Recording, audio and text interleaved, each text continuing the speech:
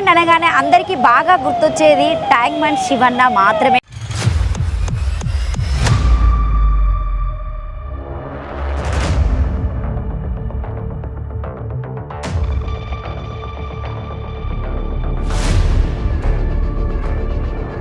రెండు 2016లో జరిగింది. ఆ డెడ్ బాడీ తీసిన తర్వాత నేను ఒక 3-4 నెలలు నేను లేననమాట. నా జీవితంలో మర్చిపోలేదంటే నాకు ఒకటే అమ్మ.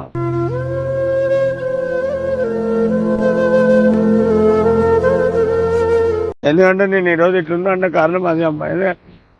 అసలు నా తల్లికి నేనెవరో తెలియదు. అలాంటి మనిషిని లోకాన్ని పరిచయం చేసిన ఒకటే డెడ్ బాడీ ఎప్పుడు నా చేతుల్లో ఉంటుంది. పట్టుకోలేక బాధపడలేక ఈ ప్రతి ఒక్క మనిషి రూపంలో నా చెల్లె, నా అక్క, నా తమ్ముడు చాలా మంది అంటారు, అన్న నీకు ఉద్యోగం రాలేదా, నీకు అది రాలేదా, నీకు ఇది రాలేదా అనేవాళ్ళే ఉన్నారు, కానీ ఇచ్చేవాళ్ళు ఎవరు లేరు.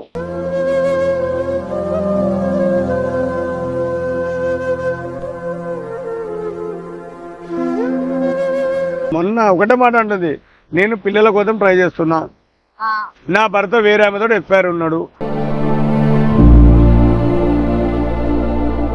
అన్నతో పాటు మీరు కూడా తీస్తారని చెప్పేసి మేము విన్నాం. మీరు ఎన్ని శవాలు తీస్తారు?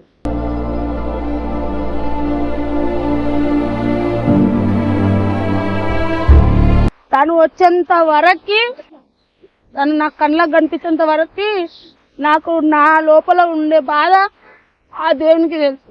నమస్తే, నేను మీ anchor Lavanya. Welcome to Shiva studios. ప్రస్తుతం నా బ్యాక్ సైడ్ విజువల్ చూసుకుంటే నేనైతే ట్యాంక్ బండ్ దగ్గర ఉన్నాను. దాదాపుగా అందరికీ గుర్తుపట్టేస్తారు. ట్యాంక్ బండ్ అనగానే అందరికీ బాగా గుర్తొచ్చేది ట్యాంక్ బండ్ శివన్న మాత్రమే. ఎందుకంటే ఆయన ఒక గజ ఈత ఆడని చెప్పొచ్చు. సో ఎంతోమంది ఆపదలో ఉన్నా కూడా అయిన ప్రాణాలను, అంటే ఆపదలో అంటే ఇక్కడ ఉన్నటువంటి ట్యాంక్ బండ్ దగ్గర కొంతమంది ఆత్మహత్య చేసుకోవడానికి వచ్చే వాళ్ళు ఉంటారు. సో అయిన ప్రాణాన్ని పణంగా పెట్టి ఎంతోమంది వేల మందిని కాపాడినటువంటి వ్యక్తి ట్యాంక్ బండ్ శివన్న అని చెప్పొచ్చు. ఈరోజు నేను ట్యాంక్ బండ్ శివన్న దగ్గరికి ఎందుకు వచ్చానంటే చాలా వరకు ఇంకా ఆత్మహత్యలు జరుగుతూనే ఉన్నాయి. సో మొన్న మీర్పేటలో జరిగినటువంటి హత్య గురించి కూడా చూసుకోవచ్చు. చాలా భయంకరమైనటువంటి హత్య. ఆ కుక్కర్లో పెట్టడం ఏంటో, మళ్ళీ తర్వాత దాన్ని పొడి చేసి ఒక మూట కట్టి ఇక్కడ వేయడం జరిగిందని చెప్పేసి అయితే చెప్పడం జరిగింది. సో చూద్దాం, అంటే అలా వాటన్నింటిని తీసేది శివన్న ఒక్కడే. అంటే ఇక్కడ హైదరాబాద్లో కాకుండా, సో తెలంగాణలోనే కాకుండా అలాగే ఏపీలో కూడా వెళ్ళి శివన్న ప్రాణాలను కాపాడుతూ ఉంటాడు. ఆయనకు ఒక ఫ్యామిలీ ఉన్నా కూడా సో ఆ ఫ్యామిలీని కూడా పక్కన పెట్టేసి ఆ ప్రజల కోసమే సేవ చేయడానికి ఎంతో తపన పడుతూ ఉంటూ ఎన్నో సంవత్సరాలకు వెళ్ళి తన సేవను అందిస్తూనే ఉన్నాడు. ఇంకొక గొప్పతనం కూడా చెప్పొచ్చండి, శివన్న వాళ్ళ వైఫ్ కూడా తను కూడా వెళ్ళి సాహసాలు చేస్తూ ఉంటుంది. అంటే సాహసం అంటే మీరు అలా అనుకోవద్దు. సో ఎవరైతే ఆపదలో ఉండి ఆ ట్యాంక్ బండ్లో దూకిన వాళ్ళని కూడా అన్నలేని సందర్భంలో శివన్న వాళ్ళ వైఫ్ కూడా కాపాడడం జరిగింది. దానితో పాటు వాళ్ళ కొడుకు కూడా తండ్రి అడుగుబాటుల్లోనే నడుస్తున్నాడని చెప్పొచ్చు. ఎందుకంటే అన్న అవైలబుల్గా లేనప్పుడు, అంటే హైదరాబాద్లో లేనప్పుడు వీళ్ళిద్దరు వెళ్ళి ఖచ్చితంగా వాళ్ళని కాపాడడం కూడా జరుగుతూ ఉంటుంది. సో నేనైతే నా బ్యాక్ సైడ్ శివన్న ఉన్నాడు, వెళ్దాము ఒకసారి అన్న మాటల్లోనే అడిగి తెలుసుకుందాము. సో ఎందుకంటే ఇంకా ఆత్మహత్యలు జరుగుతూనే ఉన్నాయి. ఇప్పటివరకే అసలు శివన్న ఎన్ని తీశాడు, ఎలాంటి సందర్భాలు జరిగాయి. సో ప్రభుత్వం, ఇప్పుడు కొత్త ప్రభుత్వం కూడా వచ్చింది. గత ప్రభుత్వంలో ఉన్నప్పుడు కూడా శివన్నకి డబల్ బెడ్రూమ్ ఇవ్వడం జరిగింది. సో ఎలా ఉన్నది ఆయన జీవన శైలి అని ఒకసారి ఆయన మాటల్లో అడిగి తెలుసుకుందామని ఈరోజు ప్రత్యేకంగా మేము మా శివ స్టూడియో నుండి అయితే ట్యాంక్ బండ్కి రావడం జరిగింది. సో థ్యాంక్ యూ, వాచ్ చేస్తూనే ఉండండి. ప్రస్తుతం తీసుకుంటే నా బ్యాక్ సైడ్ కూడా విజువల్స్ చూడొచ్చు. అంటే శివన్న ఎప్పటి నుండి ఈ సాహసాలు చేస్తున్నాడు అంటే ఎదుటి వ్యక్తులను కాపాడేటువంటి మనస్తత్వం చాలామందికి చాలా తక్కువగా ఉంటుందండి. బట్ ఇందులో అయితే శివన్న గురించి చెప్పడానికి మాటలు లేవు. ఇక్కడ అంటే ఆయన ఇప్పటివరకు ఎన్ని తీసిందంటే లెక్క అయితే లేవు, మ్యాక్సిమం నాకు తెలిసి సుమారు. బట్ కొన్ని విజువల్స్ మాత్రం మనం చూడొచ్చు. ట్యాంక్ బండ్ దగ్గర ఉన్నటువంటి పిల్లలైనా కావచ్చు, సో శివన్నకు వచ్చినటువంటి గవర్నమెంట్ నుండి సర్టిఫికేట్స్ అయినవచ్చు, బయట వాళ్ళైనా కావచ్చు. సో ఇక్కడ ముఖ్యంగా తీసుకుంటే అల్లు అర్జున్ గారితో కూడా ఫొటోస్ దిగడం జరిగింది. ఇంకో వాళ్ళ వైఫ్, సో తనకు కూడా సోను సూద్ చాలా వరకు వీళ్ళకి హెల్ప్ చేశారు అంతకు ముందుకు. సో నేను వాళ్ళ బాబు అని కూడా చెప్పా కదా, సో వాళ్ళ బాబు కూడా ఇక్కడ కనిపించడం జరుగుతుంది ఈ విజువల్స్లో. సో మొత్తానికి టోటల్గా బ్యాక్ సైడ్ అయితే శివన్న చేసినటువంటి హెల్ప్ ఫొటోస్ మాత్రం ఇక్కడ వేయడం జరిగింది. ఎనీ టైం శివన్న ఎప్పుడైతే హెల్ప్ కావాలనుకునే వాళ్ళు ఆయన కాంటాక్ట్ నెంబర్ కూడా ఇక్కడ వేయడం జరిగింది. సో ముఖ్యంగా ఆయనకి మానవ సేవే మాధవ సేవ అని చెప్తూ ఉంటారు. సో ఇది చేయడం అనేది చాలా తక్కువ మంది ఉంటారు, అందులో గొప్పతనము శివన్నకే దక్కిందని చెప్పొచ్చు. ముఖ్యంగా ఆయన రాసుకున్నాడు, నా పేరు గజ ఈతగాడిని, చిన్నతనం నుండే సమాజ సేవ అంటే చాలా ఇష్టం, సాటి మనిషి ఆపదలో ఉంటే తోచిన సహాయం చేస్తూ ఉంటాను.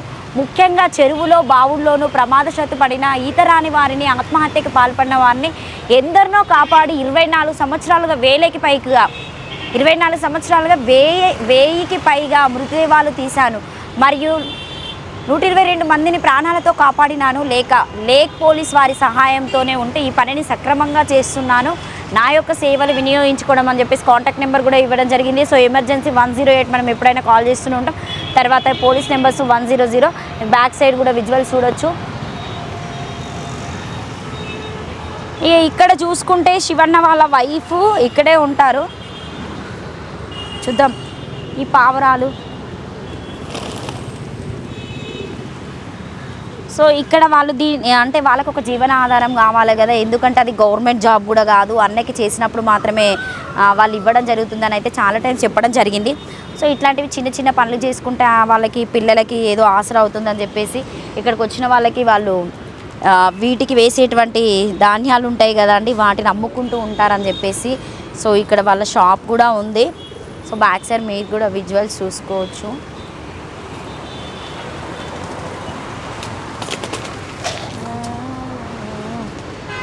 ఏం చేయాలి, నాకు కూడా కొన్ని ఇచ్చారు, బట్ కొంతవరకు చల్దాం.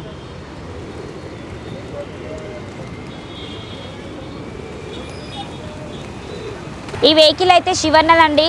సోను సూద్ గారు ఆయనకి హెల్ప్ చేసినటువంటి డబ్బులతో శివన్న అయితే ఈ వెహికల్ కొనుక్కున్నాడని దాదాపుగా అందరికి తెలిసిన విషయమే.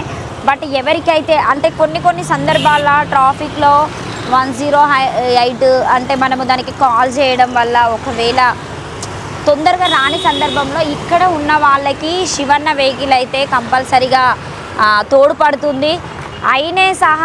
ఆయన చేసేటువంటి సహాయమే కాకుండా ఆయన ఇంకా ఇతరులకు ఎంతో సహాయం చేయాలని చెప్పేసి కూడా ఆయన దాదాపుగా చాలామందిని కలవడము, ఆ తర్వాత అక్కడ ఉన్నటువంటి అంటే కొంతమంది ఇచ్చినటువంటి దాతలు ఇచ్చినటువంటి డబ్బులను కూడా కొంతమందికి అయితే ఆయన సహకారం చేయడం అయితే జరిగింది. దాదాపుగా అప్పుడు మనం అవన్నీ విజువల్స్ చూసే ఉంటాము. చూద్దాం. ఈరోజైతే శివన్నను మరీ కలవడానికి కొన్ని కారణాలు ఉన్నాయి. సో వాటిని మీరు ఖచ్చితంగా చూడండి. కామెంట్ రూపంలో కంపల్సరిగా కింద మీరు ఖచ్చితంగా శివన్న కోసం ఒక కామెంట్ పెట్టండి. అంటే మనము ప్రతి ఒక్క ఇంటర్వ్యూ చేస్తూ ఉంటాము, అది కొంతమంది జనాలకు మాత్రమే కొన్ని టచ్ అవుతూ ఉంటాయి. బట్ శివన్న చేసేటువంటి సహాయం అందరికీ ఎల్లవేళగా గుర్తుండిపోతుంది. ప్రతి ఒక్క కుటుంబంలో ఏదో ఒక సమస్యలు వస్తూనే ఉంటాయి. ఆ సమస్యలతోని కొంతమంది కొట్టుమిట్టులాడుతూ ఈ ఆత్మహత్యలకు పాల్పడుతూ ఉంటారు. సో రోజుకు ఎన్ని ఆత్మహత్యలు జరుగుతూ ఉంటాయో మనకు అసలు లెక్క కూడా ఉండదు. సంవత్సరానికి వైజ్గా చూసుకున్నా కూడా ఈ ట్యాంక్ బండ్ వాతావరణంలోనైతే దాదాపుగా చాలా వరకు కుటుంబపర సమస్యలైనా కావచ్చు, తర్వాత విడాకులైన వాళ్ళు కూడా కావచ్చు, లవర్స్ అయినా కావచ్చు, చాలామంది ట్యాంక్ బండ్లో ఆత్మహత్య చేసుకుంటూ ఉంటారు. అది ఎన్ని ఫీట్లో నాకు అయితే అదంత ఐడియా లేదు, వాటర్ ఫీట్స్ అన్న లోపల ఉన్నటువంటి వాటర్లో పడిన వాళ్ళ కోసము అంత దూరం అంటే లోపల ఉన్నటువంటి ఆ వాటర్లోకి వెళ్ళి వాళ్ళని తీయడం అనేది నిజంగా చాలా గ్రేట్ అండి. ఒక ఫ్యామిలీలో ఒక మనిషి మిస్ అయితే మనం ఎంత బాధపడతామో ఎంత తపన పడతామో అనేది మన ఫ్యామిలీకి మాత్రమే తెలుస్తుంది. ముఖ్యంగా చెప్పాలంటే ఇలాంటి సాహసాలు చేయడం అనేది చాలా తక్కువ అండి. ఎందుకంటే మన ప్రాణాన్ని పణంగా పెట్టి ఒక మనిషిని కాపాడడం అనేది అది ఎట్టకేలు. మన ప్రాణం పోయినా కూడా ఒక మనిషిని కాపాడడానికి సిద్ధపడినటువంటి వ్యక్తి.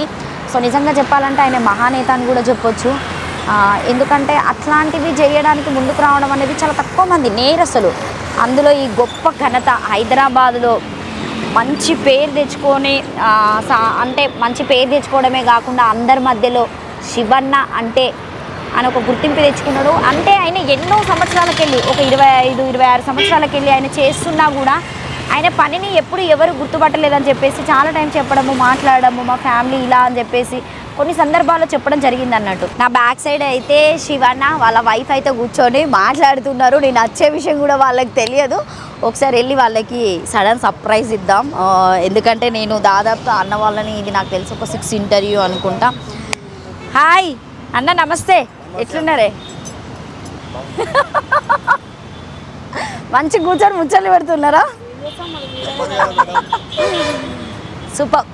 నమస్తే, నేను మీ anchor Lavanya. Welcome to Shiva studios. మీకు ఎంట్రన్స్ లోనే అన్న గురించి నేను చాలా చెప్పడం జరిగింది. అది చెప్పడం అనేది కూడా చాలా తక్కువే నా మాటల్లో. అయితే శివన్న మీకు తెలియని వ్యక్తి కాదు. ట్యాంక్ బండ్ అంటే అందరికి బాగా గుర్తుకొచ్చేది శివన్ననే. ఎందుకంటే తన ప్రాణాన్ని పణంగా పెట్టి ఎన్నో వేల కొద్ది ప్రాణాలను కాపాడి ఆ కుటుంబాలకి ఆసరగా నిలిచినటువంటి వ్యక్తి, ఘనత దక్కించుకున్నటువంటి వ్యక్తి. హైదరాబాద్ లోనే కాకుండా మన ఏపీలో కూడా శివన్ననే చెప్పొచ్చు. నేను మళ్ళీ శివన్న దగ్గరికి రావడానికి రీజన్స్ ఏంటంటే ఇంకా ఆత్మహత్యలు జరుగుతూనే ఉన్నాయి. ఎందుకంటే వాటి అన్నింటి దగ్గరికి శివన్న అనే ఒక వ్యక్తి వెళ్ళి మాత్రమే వాటిని తీసుకొని రాగలిగినటువంటి సత్తా ఉన్నటువంటి వ్యక్తి శివన్న అని చెప్పొచ్చు. అన్న గురించి అయితే నేనైతే నిజంగా ఎంత చెప్పినా కూడా తక్కువే. కరోనా టైం నుండి నేను ఇప్పటి వరకు అన్నది నాకు తెలిసి 6 ఇంటర్వ్యూ అనుకుంటా. ఒకసారి అన్న మాటలు అడిగి తెలుసు. అన్న నమస్తే, ఎట్లున్నారన్న? సూపర్. అప్పటి నుండి ఇప్పటి వరకు అట్లనే ఉన్నా అంటారా?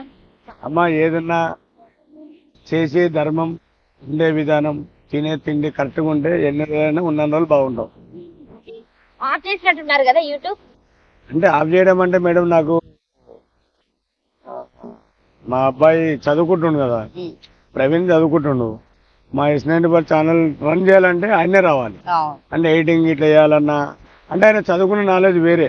మా నాలెడ్జ్ నేను పెడితేనేమో ఒక 2,000, 3,000, 5,000 పోతుంది. ఆయన పెడితేనేమో మిలియన్లలో పోతుంది. అది ఆయన నాకు అదే తేడా అని ఆలోచన చేసి ఛానల్ అంటే వ్యూయర్స్ని చెడగొట్టకూడదు. వాళ్ళకి అంటే వాళ్ళ ఫోన్ చేస్తారు, అన్న మీ వీడియోలు వస్తలేవు, ఏదైనా కనబడితే కూడా నేను మీకు సబ్స్క్రైబర్ అన్నా అంటారు. సో అదంతా అబ్బాయి క్రియేట్. అది అబ్బాయి అండ్ ఇంకోటి ఇమ్రాన్ దగ్గర ఉండి పెట్టించిన ఛానల్ కాబట్టి అది క్రెడిట్ వాళ్ళిద్దరిది. అంటే అప్పట్లాగానే ఉందా అన్న? లైఫ్ కొంచెం మారిందా అప్పటికి ఇప్పటికి? మీరు అప్పుడు అంటే గత ప్రభుత్వంతో పోల్చుకున్నా కూడా ఏంటంటే మీకు డబుల్ బెడ్రూమ్ ఇవ్వడం జరిగింది. కొంచెం ఆర్థికంగా అయితే కొంచెం బెటర్ గానేనా అప్పటికి ఇప్పటికి పోల్చుకో? మేడం, ఒక మనిషికి ఆశ ఎంతో పెద్దది, ఆశ చాలా పెద్దది. ఇప్పుడు యాంకర్ లావణ్య అంటే మీరే, ఇంకా వేరే లావణ్య చేస్తే మన యాంకర్ అని ఎవరు అన్నారు. సో మీ మాటలకి వాళ్ళ మనకి ఏంటంటే నేను చేసే కష్టానికి, నా ప్రతిఫలానికి ప్రజలు మీ అందరి ద్వారా, మీ మీడియా మిత్రుల ద్వారా నన్ను గుర్తించరు. అంటే నేను 4 గోడల మధ్య నలిగిపోతుంటే బయటకు గుంజుకొచ్చే మనుషులు మీరు. అంటే నా గురించి ఎక్కువ డీటెయిల్స్ తెలుసుకొని మీరు ప్రజలకు స్పందించడం, ఆ ప్రజలు నన్ను గుర్తించడం, అలా దాన్ని ఒక వైరల్ రూపంలో కనపడము. ప్రజలందరూ దాన్ని అంటే కొందరు చదువుకున్న వాళ్ళు, కొందరు చదువు లేని వాళ్ళు, పొలాలలో రైతులు, ఇట్లా ఎప్పుడో ఒక కాసేపు కాలక్షేపం కూర్చున్నప్పుడు వచ్చిన వీడియోలన్నీ మీలోని వాళ్ళు చేసే వీడియోలు. అలాంటి వీడియోలలో ఏంటంటే నాకు కష్టం కనబడ్డది. ఆ కష్టాన్ని గుర్తించి కేటీఆర్ గారు మనకు డబుల్ బెడ్రూమ్ ఇవ్వడం జరిగింది. ఆ కేటీఆర్ గారికి నా ఫస్ట్ నా జీవితాంతం రుణపడి ఉంటాం మేము. ఎందుకంటే మీ మీడియా ద్వారా నేను ఫస్ట్ చెప్తున్నా, ఎందుకంటే సార్కి మేము చాలా రుణపడి ఉన్నాం కాబట్టి మా జీవితంకి, మా భార్య పిల్లలు కానీ ఈరోజు డబుల్ బెడ్రూమ్లో మా పిల్లలు ఆడనే ఉంటారు. నేను మా భార్య మా సర్వీస్ ఇన్న ట్యాంక్ బండ్ మీదే ఉంటూ ఆ సర్వీస్ అలాగే నడుస్తుంది. 24/7 ట్యాంక్ బండ్ నువ్వు అంటే చాలా మందికి ఏం తెలుసా మేడం, తెలియని విషయాలు, ఇది తెలియని విషయాలు ఏంటంటే శివ ఇన్ని రోజులు కష్టపడి ఒక డబుల్ బెడ్రూమ్ ఇల్లు సంపాదించుకొని తను వెళ్ళిపోయాడు అని డిపార్ట్మెంట్ అనకూడదు. డిపార్ట్మెంట్ అడిగే అధికారం మేరకు పబ్లిక్ ఉంది. సార్ ఇక్కడ సూసైడ్ అయ్యి ఇంత సేపు అవుతుంది, మరి మీ మనుషులు ఎవరు రాలేదేంది, ఆ గూగుల్లో సెర్చ్ చేస్తే ట్యాంక్ బండ్ శివ అనగా పిలిపోయింది అంటే శివ వెళ్ళిపోయాడని వాళ్ళు అనకూడదు. ఆ మచ్చ డిపార్ట్మెంట్కి రాకూడదు. అన్న ఇప్పటి వరకు మీరు అంటే ఎన్ని సంవత్సరాలకి వెళ్ళి ఇప్పుడు ఈ ట్యాంక్ బండ్ లో ఉన్నటువంటి చాలా మంది ఆత్మహత్యలు చేసుకుంటారు. లవ్ పరంగా అయినా కావచ్చు, ఫ్యామిలీ పరంగా, ఆర్థికంగా ఉన్నటువంటి వ్యక్తులు వచ్చి చాలా మంది ఆత్మహత్య చేసుకుంటుంటారు.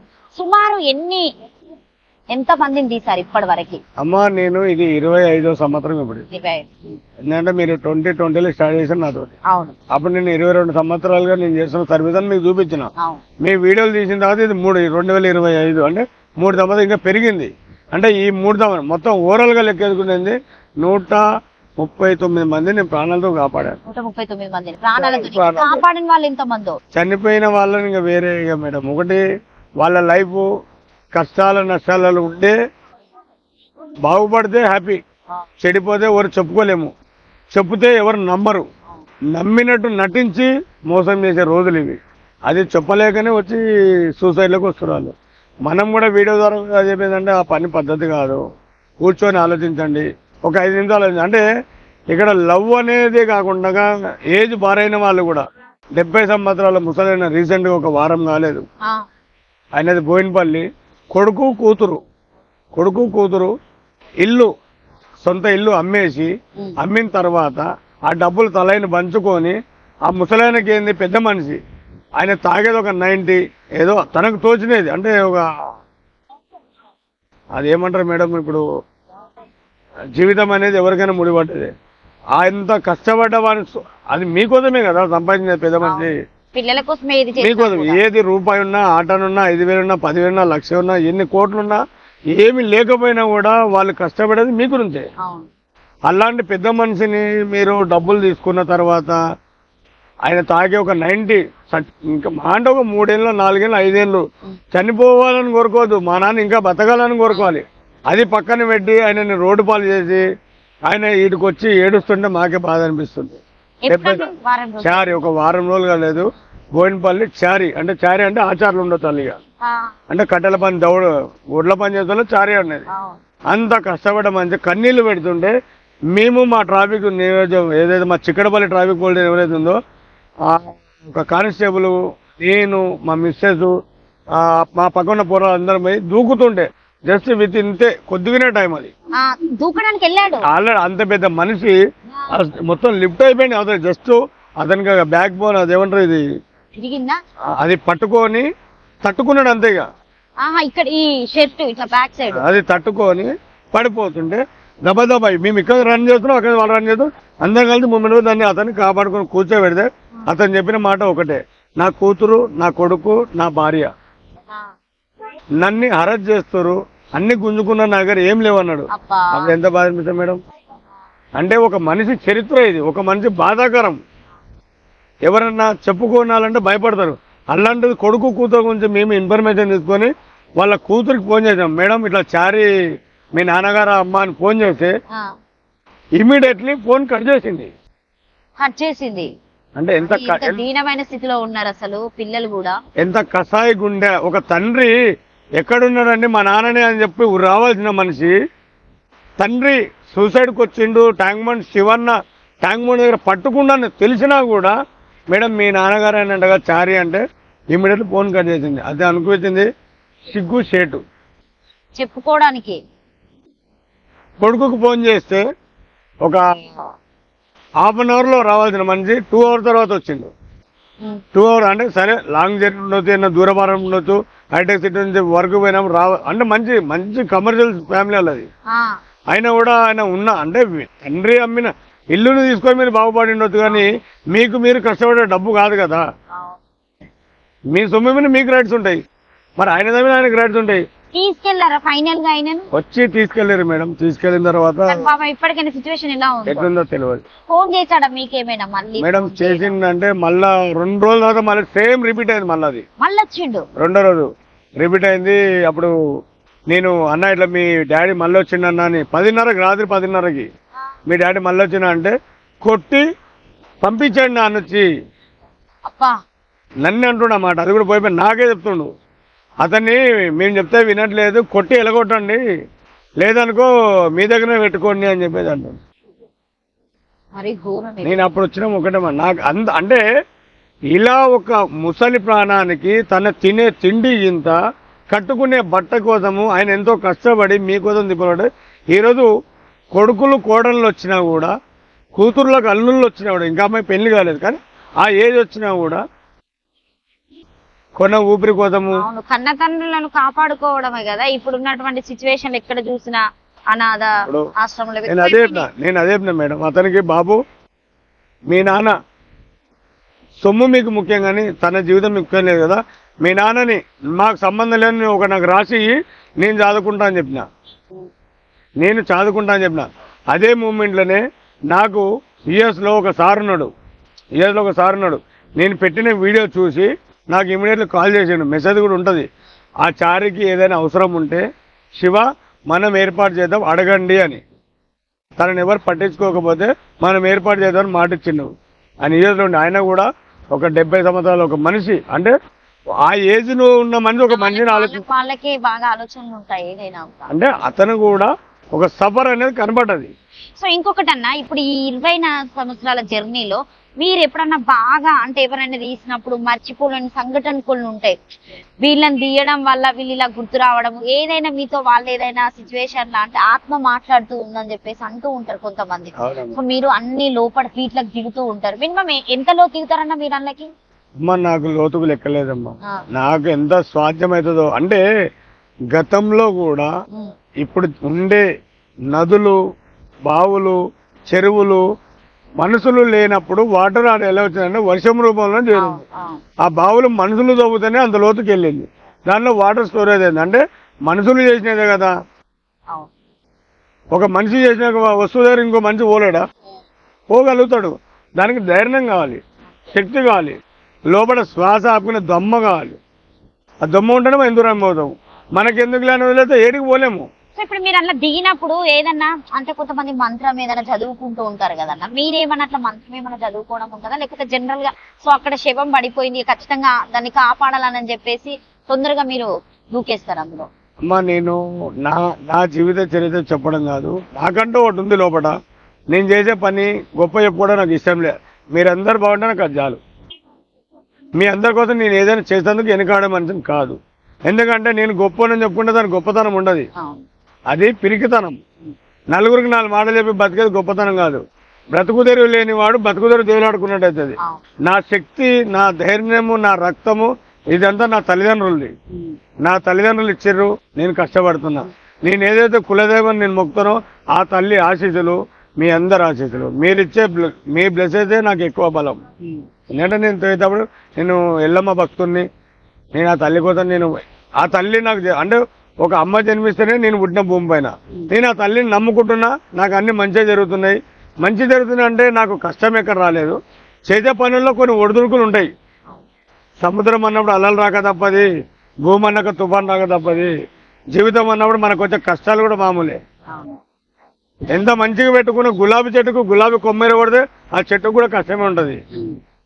అట్లా మామూలుగా మనం చేసేది చెప్పకూడదు. అక్కడ పని అయిపోయిన తర్వాత ఆ కుటుంబం బాగుంది అంటే అదే నాకు హ్యాపీ. అంతే, అది ఒక మొక్కుబడి. అంతే, చేసే పని ఎవరు చెప్పకూడదు. మీ పని మీదే, నా పని నాదే. మీరు చేసే పని నేను చేయలేదు, నేను చేసే పని మీరు చేయలేదు. నీ రహస్యం నాకు చెప్తా. ఏదైనా బాగా ఇన్ని సంవత్సరాలలో మర్చిపోలేనటువంటి సంఘటనలు ఏమున్నాయన్న మీరు? అమ్మ బాగా ఇప్పుడు బాధాకరమైన విషయాలు అంటే ప్రతి ఒక్కరికి కష్టమే. నేను గతంలో ఒక 2014 ఆ మూమెంట్ ఒక చిన్న బేబీని తీసిన. తర్వాత ఒక నేపాలీ అమ్మాయి తనని జీవితాన్ని అలా అంతే ఆగం చేసేది. అనకూడదు, వినకూడదు. అలాంటి అమ్మాయికి ఒక బేర్ బాటిల్ తన ఒంట్లోకి దూపేసి నేను డెడ్ బాడీ రీకవర్ చేసేటప్పుడు ఆ బేర్ బాటిల్ వెళ్ళింది అందుకే. అంటే మొత్తం సర్చింగ్ చేస్తాం, ఎక్కడైనా ఏమైనా ఉన్నాయేమో, ఆధారం దొరుకుతుందేమో అని చెప్పేసి తీసినప్పుడు తన ఒంట్లోకి వెళ్ళి బీర్ బాటిల్ వెళ్ళింది. అంటే అంత ఆయన హీనము, అంత అంటే చూడలేనిది ఒక ఆడకూతురికి రాకూడదు అది. తను అంటే ఇప్పుడు మీరు అడిగిన ప్రశ్న నా దగ్గర సమాధానం లేదమ్మా. అది చెప్పుకుంటే అవమానం, ఇంకా కింద పరిచినట్టు అవుతాను నేను. అట్లా ఒకటి. తర్వాత చేదర్ఘాట్లో లవ్ అఫేర్, అంటే ఇది మన ఫేస్బుక్ పరిచయం ద్వారా, ఫేస్బుక్ పరిచయం. ఇప్పుడు మనకి ఇప్పుడు ఇన్స్టాగ్రామ్ పరిచయము, ఫేస్బుక్ పరిచయము. మనుషులు సెల్ ఫోన్ వచ్చిన తర్వాత సగం నాశనం అయిపోయారు కాదు, పూర్తిగా జీరో అయిపోయారు. మన మైండ్ అంతా వండుక తినే దాని మీద లేదు, సెల్ మీదనే ఉంది. అలాగే ఫేస్బుక్ లో ఒక అమ్మాయి పరిచయం అయింది ఒక అతనికి. అతను ఉండేది నల్గొండ. ఈ వీడియో చూసి వాళ్ళకి అర్థమైపోతుంది, ఎందుకంటే ఇది జరిగింది. ఇప్పుడు ఉన్నారా ప్రెసెంట్ వాళ్ళు? అమ్మాయి లేదు, వాళ్ళు ఉన్నారు. ఎవరైతే పర్సన్ అబ్బాయి ఉన్నాడు, అమ్మాయి చనిపోయింది. అమ్మాయిని చనిపోలే, చంపేసిండు, ఆత్మహత్య. తను 25 కేజీల కుట్టిండమ్మా అమ్మాయిని, చంపేసి బట్టలు కుట్టుకునే దారం. 25 కేజీల బ్యాగ్ ఎంత ఉంటుందమ్మా? గింత ఉంటుంది. అవును. 25 కేజీల బ్యాగులో ఒక ఆడ కూతుర్ని కుట్టి మొదటి తుట్టి తీసుకుపోయి గౌరెల్లి అంటే ఇది ఆ వీడియో కూడా ఆ ఊరి గ్రామస్తులను అడగొచ్చు మీరు. గౌరెల్లిలో ఇలా జరిగిందా గతంలో ఈ స్పాట్ లో ఈ రోడ్ ఏదైతే దాడుతున్నామో అదే లొకేషన్. ఎందుకంటే ఎవరైనా పోయి కూడా మీరు అక్కడ పోయి వీడియో తీయొచ్చు, దీని గురించి ఆధారించవచ్చు. ఎందుకంటే ఒక ఆడకూతురు విషయం కాబట్టి ఇలా జరిగింది మీరు అడగొచ్చు. ఆ మూమెంట్ లో ట్యాంక్ బండ్ శివ వచ్చి డెడ్ బాడీ తీసిందా లేదా ఇక్కడ కనుక్కోవచ్చు మీరు. మరి ఘోరం అసలు ఇదైతే. అంటే మేడం అదే కదా, అంత అధ్వానంగా ఒక ఆడకూతురు ఒక తల్లి శిశువు ఎట్లుంటది కడుపులో అలా బెండ్ అంటే ఆమె నమ్మడం తప్ప, వాడిని ప్రేమించడం తప్ప, తను అడిగిన ఆనందాలు ఇవ్వడం తప్ప అలా చేసినందుకు ఇది ఒక గుణపాఠం అంతే. ఇంకా ఇలా ఆడకూతురు ఎంతమంది ఆగమవుతారు అంటే అక్కడ ఒక నేపాల్ అమ్మాయిని చూసిన, ఇక్కడ నేను ఒక మామూలు ఒక మనిషి అంటే తను వాళ్ళు ఏమిటో మనకు తెలియదు. విత్ కొంచెం ఉన్నవాళ్ళు కొంచెం గౌరవంగా బతికిన వాళ్ళే. అమ్మాయి దెబ్బకి వాళ్ళు మొత్తం ఇట్లా కోమలోకి వెళ్ళిపోయారు ఎక్కడోళ్ళు అక్కడ.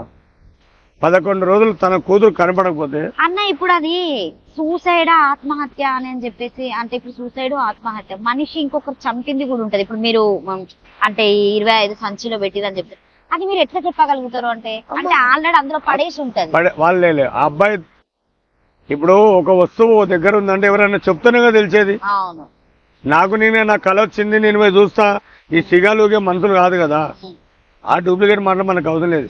ఏది నిజం కావాలో మనకు అదే కావాలి, ఏది జెన్యూన్ ఉందో దాని గురించి మాట్లాడుకోవాలి. లేనిది కల్పించి మాట్లాడి నెచ్చినప్పుడు ఎందుకు అవసరమా?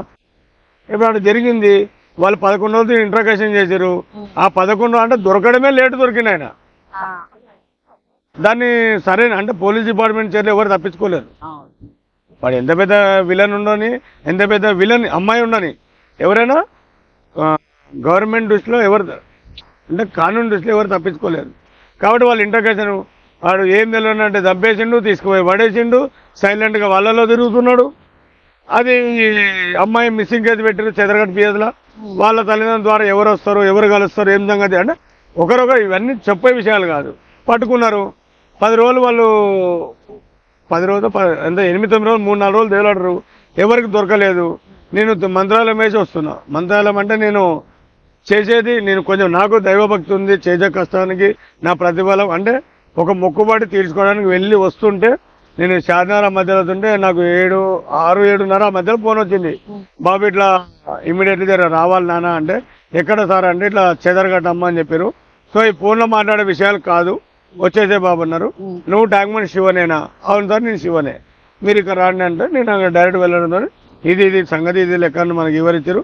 అది పర్సన్ ఉండాలి. నా డౌట్ ఏంటంటే ఉన్నాడా లేడా అంటే ఉన్నాడు. నడవండి పోయినాము, తిరిగి పొద్దుమూగులు దేవులాడినాము, దొరకలేదు. ఎండ్ అయిపోయింది, సూర్యుడు మొత్తం ఇట్లా అస్తమించే సమయం అవుతుంది. ఎందుకంటే వచ్చింది ట్యాంక్ బండ్ శివ, పని జరగాలి, వెనక్కి పోకూడదు. వెనక్కి పోతే నాకు విలువ లేదు, నాకు అవసరం లేదు అంటే ఇది ఇంతటితో లాస్ట్ అని నా అర్థం. అది చేతగాని వాడికి తీయలేకపోతే మీరు అట్లనే అనుకుంటారా? ఎందుకంటే మేడం నేను ఏదైతే చెప్తున్నానో అమ్మ అని అడుగుతున్నా కదా అన్నం పెట్టేది. అన్నం పెట్టినప్పుడు దాని కృతజ్ఞత మనం తీర్చుకోవాలి. వాళ్ళు మన సహాయం కోరారు, సహాయం చేస్తే ఆ కుటుంబానికి మంచి జరుగుతుంది నా ఆనందం. ఆడపిల్ల కదా ఇంకొక గంట లేట్ అయినా పర్లేదు లాస్ట్ అని మేము మొత్తం 12 మంది పోయినాం. మా టీం పోయింది. మా టీం పోతే అటు 6 మంది ఇటు 6 మంది. మూసినది అది మూసినది చెరువు కాదు కదా, నేను ఒక్కరిమే మునిగి తేలడానికి. అక్కడ ఒక 6 మంది, ఇక్కడ 1 మంది, మళ్ళీ దాంట్లో డిపార్ట్మెంట్ మొత్తం పాపం వాళ్ళు పెద్ద పెద్ద ఆఫీసర్లు అమ్మ, వాళ్ళకి మొక్కలు తెలుసా? మేమంటే ఏదో లావార్సు కాలం రోడ్ల మీద మేము ఎట్లా నడుస్తాం? అంత పెద్ద ఆఫీసర్లు, వాళ్ళ షూ, వాళ్ళ బట్టలు అన్ని ఆగమాగం గలీజ్, మట్టి బుడదల.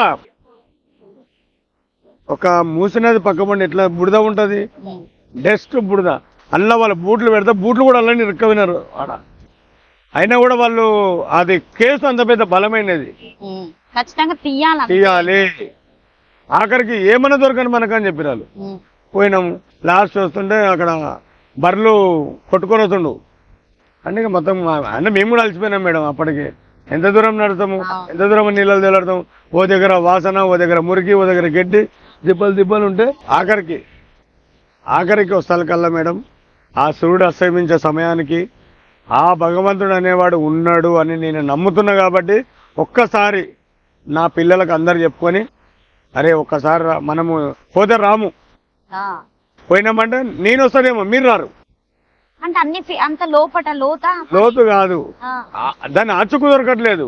ఆహా. వేసింది మూట అని చెప్తుండే. మూట అంటే మేమేదో డాగులు అక్కడ పెద్ద పెద్ద సంతులుంటే బోరలు అంత పెద్ద పెద్ద ఏడున్నా కనబడతాయి. అవును. అది బియ్యం బస్తా.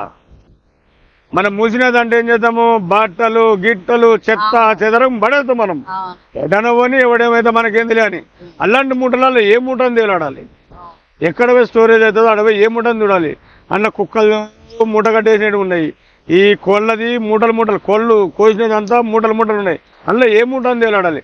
దానికి వాసన వస్తుంది, వీళ్ళకి వాసన వస్తుంది. ఆ పిల్ల ఏడుంది, ఆ పిల్ల కోసం నేను ఏదో చేయాలి. ఆడు చెప్పిన మాటలు లాస్ట్ సార్ మళ్ళొక్కసారి అడగండి సార్ వాడిని ఫోన్ చేసి, నిజమా అబద్ధమా ఆయననే చెప్పిండా? చెప్పిండు. అన్న ఇట్లా పడేసిన ఆయననే నేనే వేసాను కన్ఫర్మ్, అదే స్థలం అదే స్పాట్ ఎక్కడ వెళ్ళా అన్న మాట వినగానే మా పిల్లలకు 11 మందికి అందరం కలిసి 12 మంది టోటల్గా 11 మంది అంటే వాళ్ళు నా దగ్గర 12 మంది పోయి చెప్పినారే ఒక్కసారి ఒక ఛాన్స్ అనుకుందాం. ఇది అంత పెద్ద ఆఫీసర్లు మన పైన నమ్మకం పెట్టుకుని ఆ నమ్మకాన్ని ఉమ్మకం చేతి పెట్టా అంటే చెలా వస్తున్న సమయానికి అక్కడి నుంచి బర్రెలు వస్తున్నాయి. అంటే వాళ్ళు కూడా ఇంటికి పోవాలి కదా, బర్రెలు వస్తున్నాయి. అందులో ఒక బర్రె జర విచిత్రంగా చేస్తుంది. అది అంటే జర ఆవాజ్ చేస్తుంది. అన్న ఏమన్నా మీకు ఇట్లా కనబడదన్నా అంటే, అన్న మేమైతే రోజు ఇదే దారి పోవడం ఇదే దారి రావడమే, అలాంటిది ఏం లేదన్న. ఒకవేళ ఏమో కానీ ఇప్పుడైతే ఒక అర్ధగంట నుంచి అయితే మా బర్రె అయితే సతాయిస్తుంది, ఒకసారి అక్కడ వెళ్ళి చూడండి అన్న అని ఊరళ్ళ భాషలో వాళ్ళు చెప్పారు. మేము కూడా ఏం చేసాం, ఇక్కడ నుంచి ఒక కిలోమీటర్ మళ్ళీ లోపల పోయి, అంటే మేము మొత్తం మెయిన్ రోడ్ పైనకి వచ్చినా మేము వెళ్ళిపోవాలి. ఇక ఒక ఛాన్స్, ఎందుకంటే ఒక ఛాన్స్. ఆ సూర్యుడు అస్తమించే సమయంలో ఆ పిల్ల జీవితం అస్తమించకూడదు. దీనికి నిజాయితీగా జరిగింది మీ పని మీరు చేయాలి, అది మా నమ్మకం. పోయినాం, దేవుని దేవల మూట దొరికింది. దొరికింది ఇక తీసుకొచ్చి కింద కుమ్మరిస్తే 25 కేజీల ఒక ఆడపిల్లని కుట్టి పెట్టి, అది ఆ మైండ్ ఉంది. మైండ్ ఎంత పెద్ద మాస్టర్ మైండ్ తెలియదు కానీ అది చూసి అలాంటి బాధ చూసినమ్మా. అంటే అంత ఘోరమైన సిచ్యువేషన్ చేయడానికి ఆయన ఏమైనా చెప్పిండు అన్న ఫోన్ లో మీకు అమ్మాయి ఏం చెప్పలేముందమ్మా. ఇగో లవ్వే ఓన్లీ కారణం. లవ్. ఇప్పుడు అమ్మాయి మ్యారేజ్ చేసుకో, ఇప్పుడు 1 సంవత్సరం పొడుతో లవ్ చేసినావు, అమ్మాయి 1,50,000 ఆయనకి ఇచ్చింది, వాడుకున్నావు ప్లాన్ తోటి. నువ్వు ఎక్కడో అంటే నువ్వు స్టూడెంట్ ఉండొచ్చు, ఆమె క్లాస్మేట్ ఉండొచ్చు, నువ్వేమన్నా మాకు తెలియదు. ఈ ప్లాన్ ప్రకారంగా వచ్చినావు, ట్రాప్ చేసినావు, ట్రాప్లో పడ్డది ఆ పిల్లతో. అంటే తనని యూజ్ చేసుకున్నావు, యూజ్ అందరూ వాడుకొని నువ్వు వదిలేదనే సమయానికి ఆమె అడిగింది మ్యారేజ్ చేసుకో అని అడిగింది. వాడు ఆ కోపంలో ఆమెని కొట్టిండు. ఆమె శ్రోతపు ఆడపిల్ల అంటే ఏందమ్మా, ఆడపిల్ల చిన్న మనసాలు. అది ఒకసారి పట్టుకుంటే అదే గట్టిగా పట్టుకుంటారు. ఇప్పుడు ఎందుకంటే ప్రతి ఒక్క ఆడపిల్లకు ఉండే సమస్యలు అవే. భర్తను ఎంత ప్రేమిస్తుందో దానికి అంత హింసిస్తాను కూడా వెనకాడదు ఆడపిల్ల.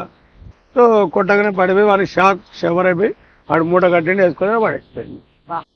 అది అన్న ఇంకొకటి, ఇప్పుడు మీరు మొన్న మీర్పేటది జరిగిన సిచ్యువేషన్ ఉంటారు, వెళ్ళారా మీరు అక్కడ? అంటే అది చంపడం ఒక ఎత్తు, దాన్ని కుక్కర్ లో పెట్టి ఉడికించడం ఒక ఎత్తు, ఉడికిన దాన్ని మళ్ళీ ఎండబెట్టి ఏంటి పొడి చేసి దాన్ని ఒక దాంట్లో కట్టి పడేశారని చెప్పేసి చెప్పడం అయితే జరిగింది. వార్తలు వచ్చినాయి, చూసాం మనం.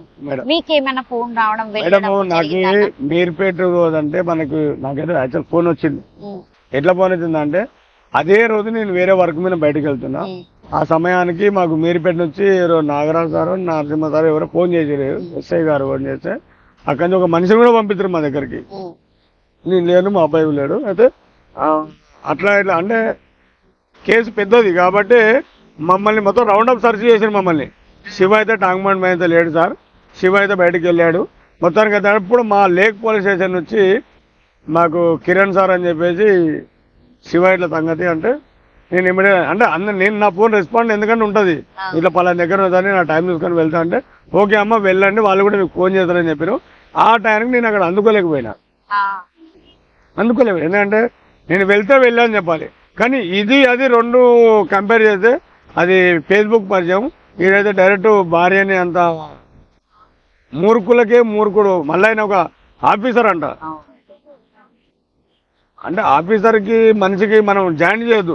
అలాంటి క్రూరుడు ఒక తల్లి తర్వాత ఒక తల్లి నీతో సంసారం చేసి 2 పిల్లలను జన్మించి నీకు అంటే నాకు అంటే ఇప్పుడు మాకు మర్డర్ అని చెప్పలేదు, మీర్పేటలో ఇలా డెడ్ బాడీ ఉంది చెరువులో బాడీ ఉంది రాండి బాబు అంటే సరే తరన్నాము వద్దామంటే మేము అందుకోలేకపోయినమాట.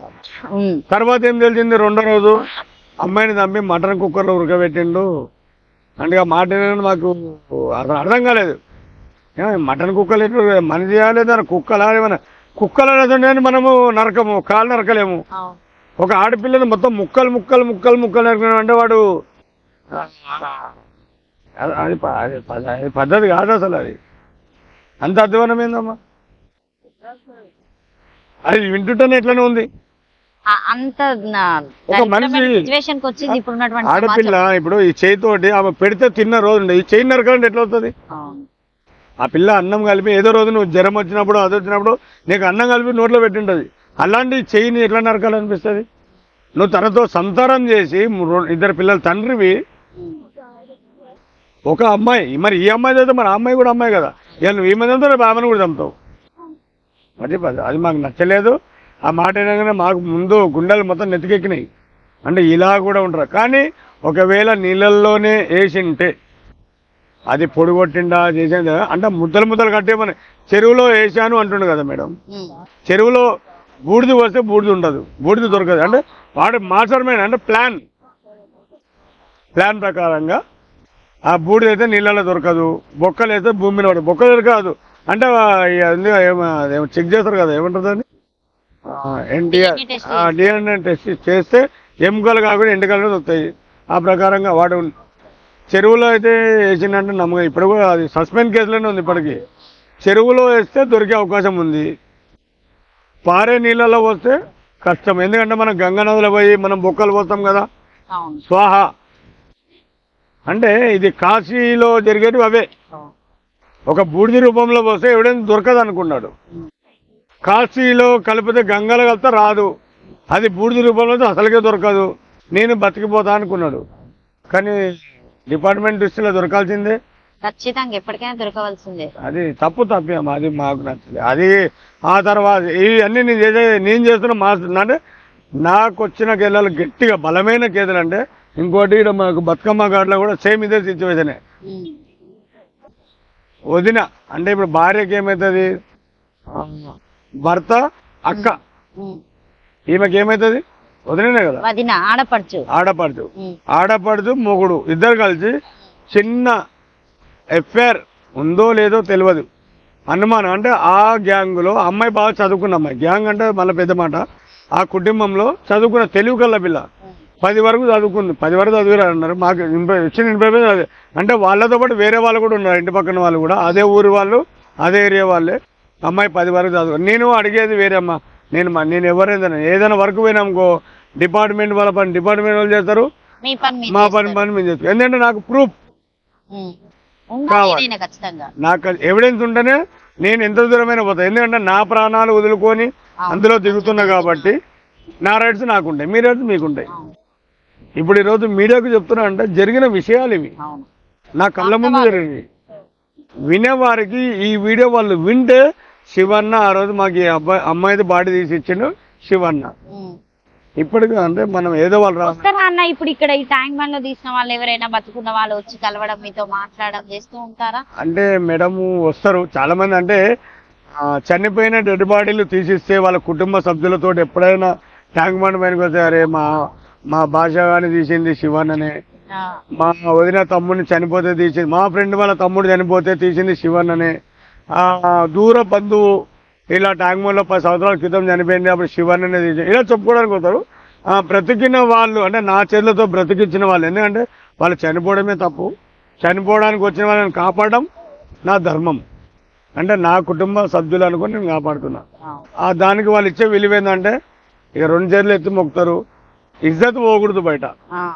ఇజ్జత్ కాపాడిన వ్యక్తి ఈమెను నేనే కాపాడినని చూపిస్తే 10 మంది హీనమవుతుంది, లోకుగా చూస్తారు. అది ఇష్టంలే. వాళ్ళు ఏడున్నా చల్లగా ఉంటే చాలు, బాగుండాలి, కుటుంబ సభ్యులతో ఆమె కలకల్లాడుతుంటే మనకు అదే చాలు. సో ఇప్పుడు అన్న ఇట్లా ఈ లవర్స్ దూకేటప్పుడు ఏమన్నా లెటర్స్ రాసుకోవడం పెట్టడం జరుగుతుందా? అట్లాంటి సిచ్యువేషన్స్ మీరు ఎప్పుడైనా చూసారా? మేడం లెటర్స్ కాదు మేడం, నిన్న ఇదే వారంలోనే ఇప్పుడు నా కాలు కూడా దెబ్బ తగిలింది. అదే ఇక్కడ రీసెంట్ గా ఆమె పేరు అనౌన్స్మెంట్ చేయడం ఎందుకని ఈ బేగంపేటలో ఉంటది అమ్మాయి, మంచి చదువుకున్న అమ్మాయి, భర్త కూడా మంచి సాఫ్ట్వేరే. ఒక 10 సంవత్సరాల బాబు ఉన్నాడు అమ్మాయికి. ఉదయాన్నే 6 గంటలకి ఇంట్లో సమస్యలు ఏమో ఉన్నాయి. ఏం చెప్తుందంటే 10 ఏళ్ల బాబు అంటే ఒక బాబుకి వాళ్ళు ఆగారు, మళ్ళీ రెండో పాపకి మనం పాపనో బాబో మనం ప్రయత్నించామని అడగడంతో తన భర్త ఏమనిపించిందో మనకు తెలియదు. అతను వేరే ఎఫ్ఐఆర్ పెట్టుకున్నాడు అనేది అమ్మాయికి అనుమానం వచ్చి నేను ఉంటే ఎంత పోతే ఎంత అని మాట్లాడుకున్నారు. అక్కడ వాళ్ళు మాట్లాడుకుంటే వాళ్ళకి అర్థం కాక వాళ్ళ అమ్మ నాయన పాపం చాలా అంటే కోటీశ్వర్లే కానీ బయట చెప్పుకుంటే సిగ్గుసేటు. మన పిల్ల జీవితం మనం అనకూడదు అన్నట్టుగా అతను ఏం చేసిండు, ఆ భార్యతో మాట్లాడి అంటే నా వల్ల తప్పు ఎలాంటిది లేదు అన్నట్టుగానే అత్తగారింటికి వెళ్ళిపోయాడు. అతను అత్తగారింటికి పోయిండు అంటే వేరే వేరే ఉంటారు కాబట్టి అత్తగారింటికి పోయిండు. మా తల్లిని పొద్దులు మేము ఇన్ఫర్మేషన్, మా డిపార్ట్మెంట్ గాంధీనగర్ పోలీసు వాళ్ళు అంటే మేము ఏదైనా పని చేస్తే ఫస్ట్ ఇన్ఫర్మేషన్ ఇస్తాం. ఎందుకంటే ఆ స్పాట్ లో అనుకోకుండా జరిగితే దూకినంటే అది వేరే ఉంటది, మన ద్వారా దూకిందంటే మళ్ళీ అది వేరే. అది నాకు ఇష్టం ఉండదు. సో ఇన్ఫర్మేషన్ ఇచ్చి వాళ్ళ సార్లు పిలిపించుకొని ఆన్ ద స్పాట్ లో దూకి పట్టుకొని చేసి బయట పెడితే ఇచ్చిన ఆమె చెప్పే విచిత్రమైన ఏం చెప్పడం జరిగింది. మొన్న ఒకటే మాట అంటుంది, నేను పిల్లల కోసం ట్రై చేస్తున్నా, నా భర్త వేరే ఆమెతో ఎఫ్ఐఆర్ ఉన్నాడు, నేను ఉంటే ఎంత పోతే ఎంత. అది నిజమా అబద్ధమా ఆమె అంతరాత్మలో ఉండాలి కానీ తన జీవితం తనమే రోడ్డు పైన పెట్టుకోవడం బాగలేదు. అమ్మాయి జీవితం ఆమెనే రోడ్డు పైన పెట్టినట్టు కదా. ఈ రోజు ఆమె అలా మాట్లాడిందంటే నాకు తెలిసిందంటే కారణం ఏంది, చిన్నగా కూర్చొని మాట్లాడుకునే సిచ్యువేషన్ ఇప్పుడు ఆమె ఆత్మహత్య ప్రయత్నం. ఆత్మహత్య అంటే చనిపోవడానికి వచ్చిందంటే కారణం ఏంది, మనం ఇంకొక బేబీని ప్రయత్నిద్దామనే ఒక చిన్న ఈ ట్రాఫిక్ అనేది పెద్దగా జరిగింది. నువ్వు ఎవరుంటే మాట్లాడు, సెటిల్మెంట్ చేసుకో, నీ భర్తనే కదా, మంది కాదు కదా, మందితో కొట్లాడు. ఇలాంటివి ఎన్నో చూస్తున్నారు. మీరు చదువుకున్న వాళ్ళే మీరు ఎటుండే. ఇప్పుడు తను బతికిందా? బతికిందమ్మా, బతికింది. నాకు 500 రూపాయలు ఫోన్ పే చేసింది, 500 ఫోన్ పే చేసింది. అన్న చాలా సంతోషం అన్న అని చెప్పి దూకిందా అన్న ఇక్కడ మూలపై నుంచి దూకింది అనమాట. ఇప్పుడు దూకి మీరు తీసారు, తీసినాము, వచ్చి తీసుకుపోయారు. ఇక వాళ్ళ ఆయన వచ్చాడా లేకపోతే వాళ్ళ భర్త రాలే, వాళ్ళ అన్నోళ్ళు, వాళ్ళ అమ్మ, వాళ్ళ నాన్న, వాళ్ళ చిన్నాన్న కొడుకు, తమ్ముడు వీళ్ళు వచ్చి తీసుకెళ్లారు. మేడం ఇట్లా కొంతమంది గర్భిణితో కూడా వచ్చి దూకుతారట అన్న, అది నిజమే? నిజమే. మీరు తీసారా ఎవరినైనా అట్లా? అలా ఎన్నో తీసినామా. గర్భిణి కాదు, 2 నెలల అంటే వాటర్ లోకి వెళ్ళి తీసుకొచ్చి అమాయకురాలని అంటే అమ్మాయి చిన్న వయసులో అంటే చదువుకోవడానికి వచ్చి హాస్టల్లో తల్లిదండ్రులు ఏం ఆశిస్తారు, నా కూతురు బాగా చదువుకోవాలి, మా దగ్గర ఉంటే డిసప్పాయింట్ అవుతుంది, అక్కడ ఉంటే చదువు స్కూలే ఉంటుంది కదా అన్నట్టుగా వాళ్ళు ఆలోచించారు. ఇదేంటంటే కొన్ని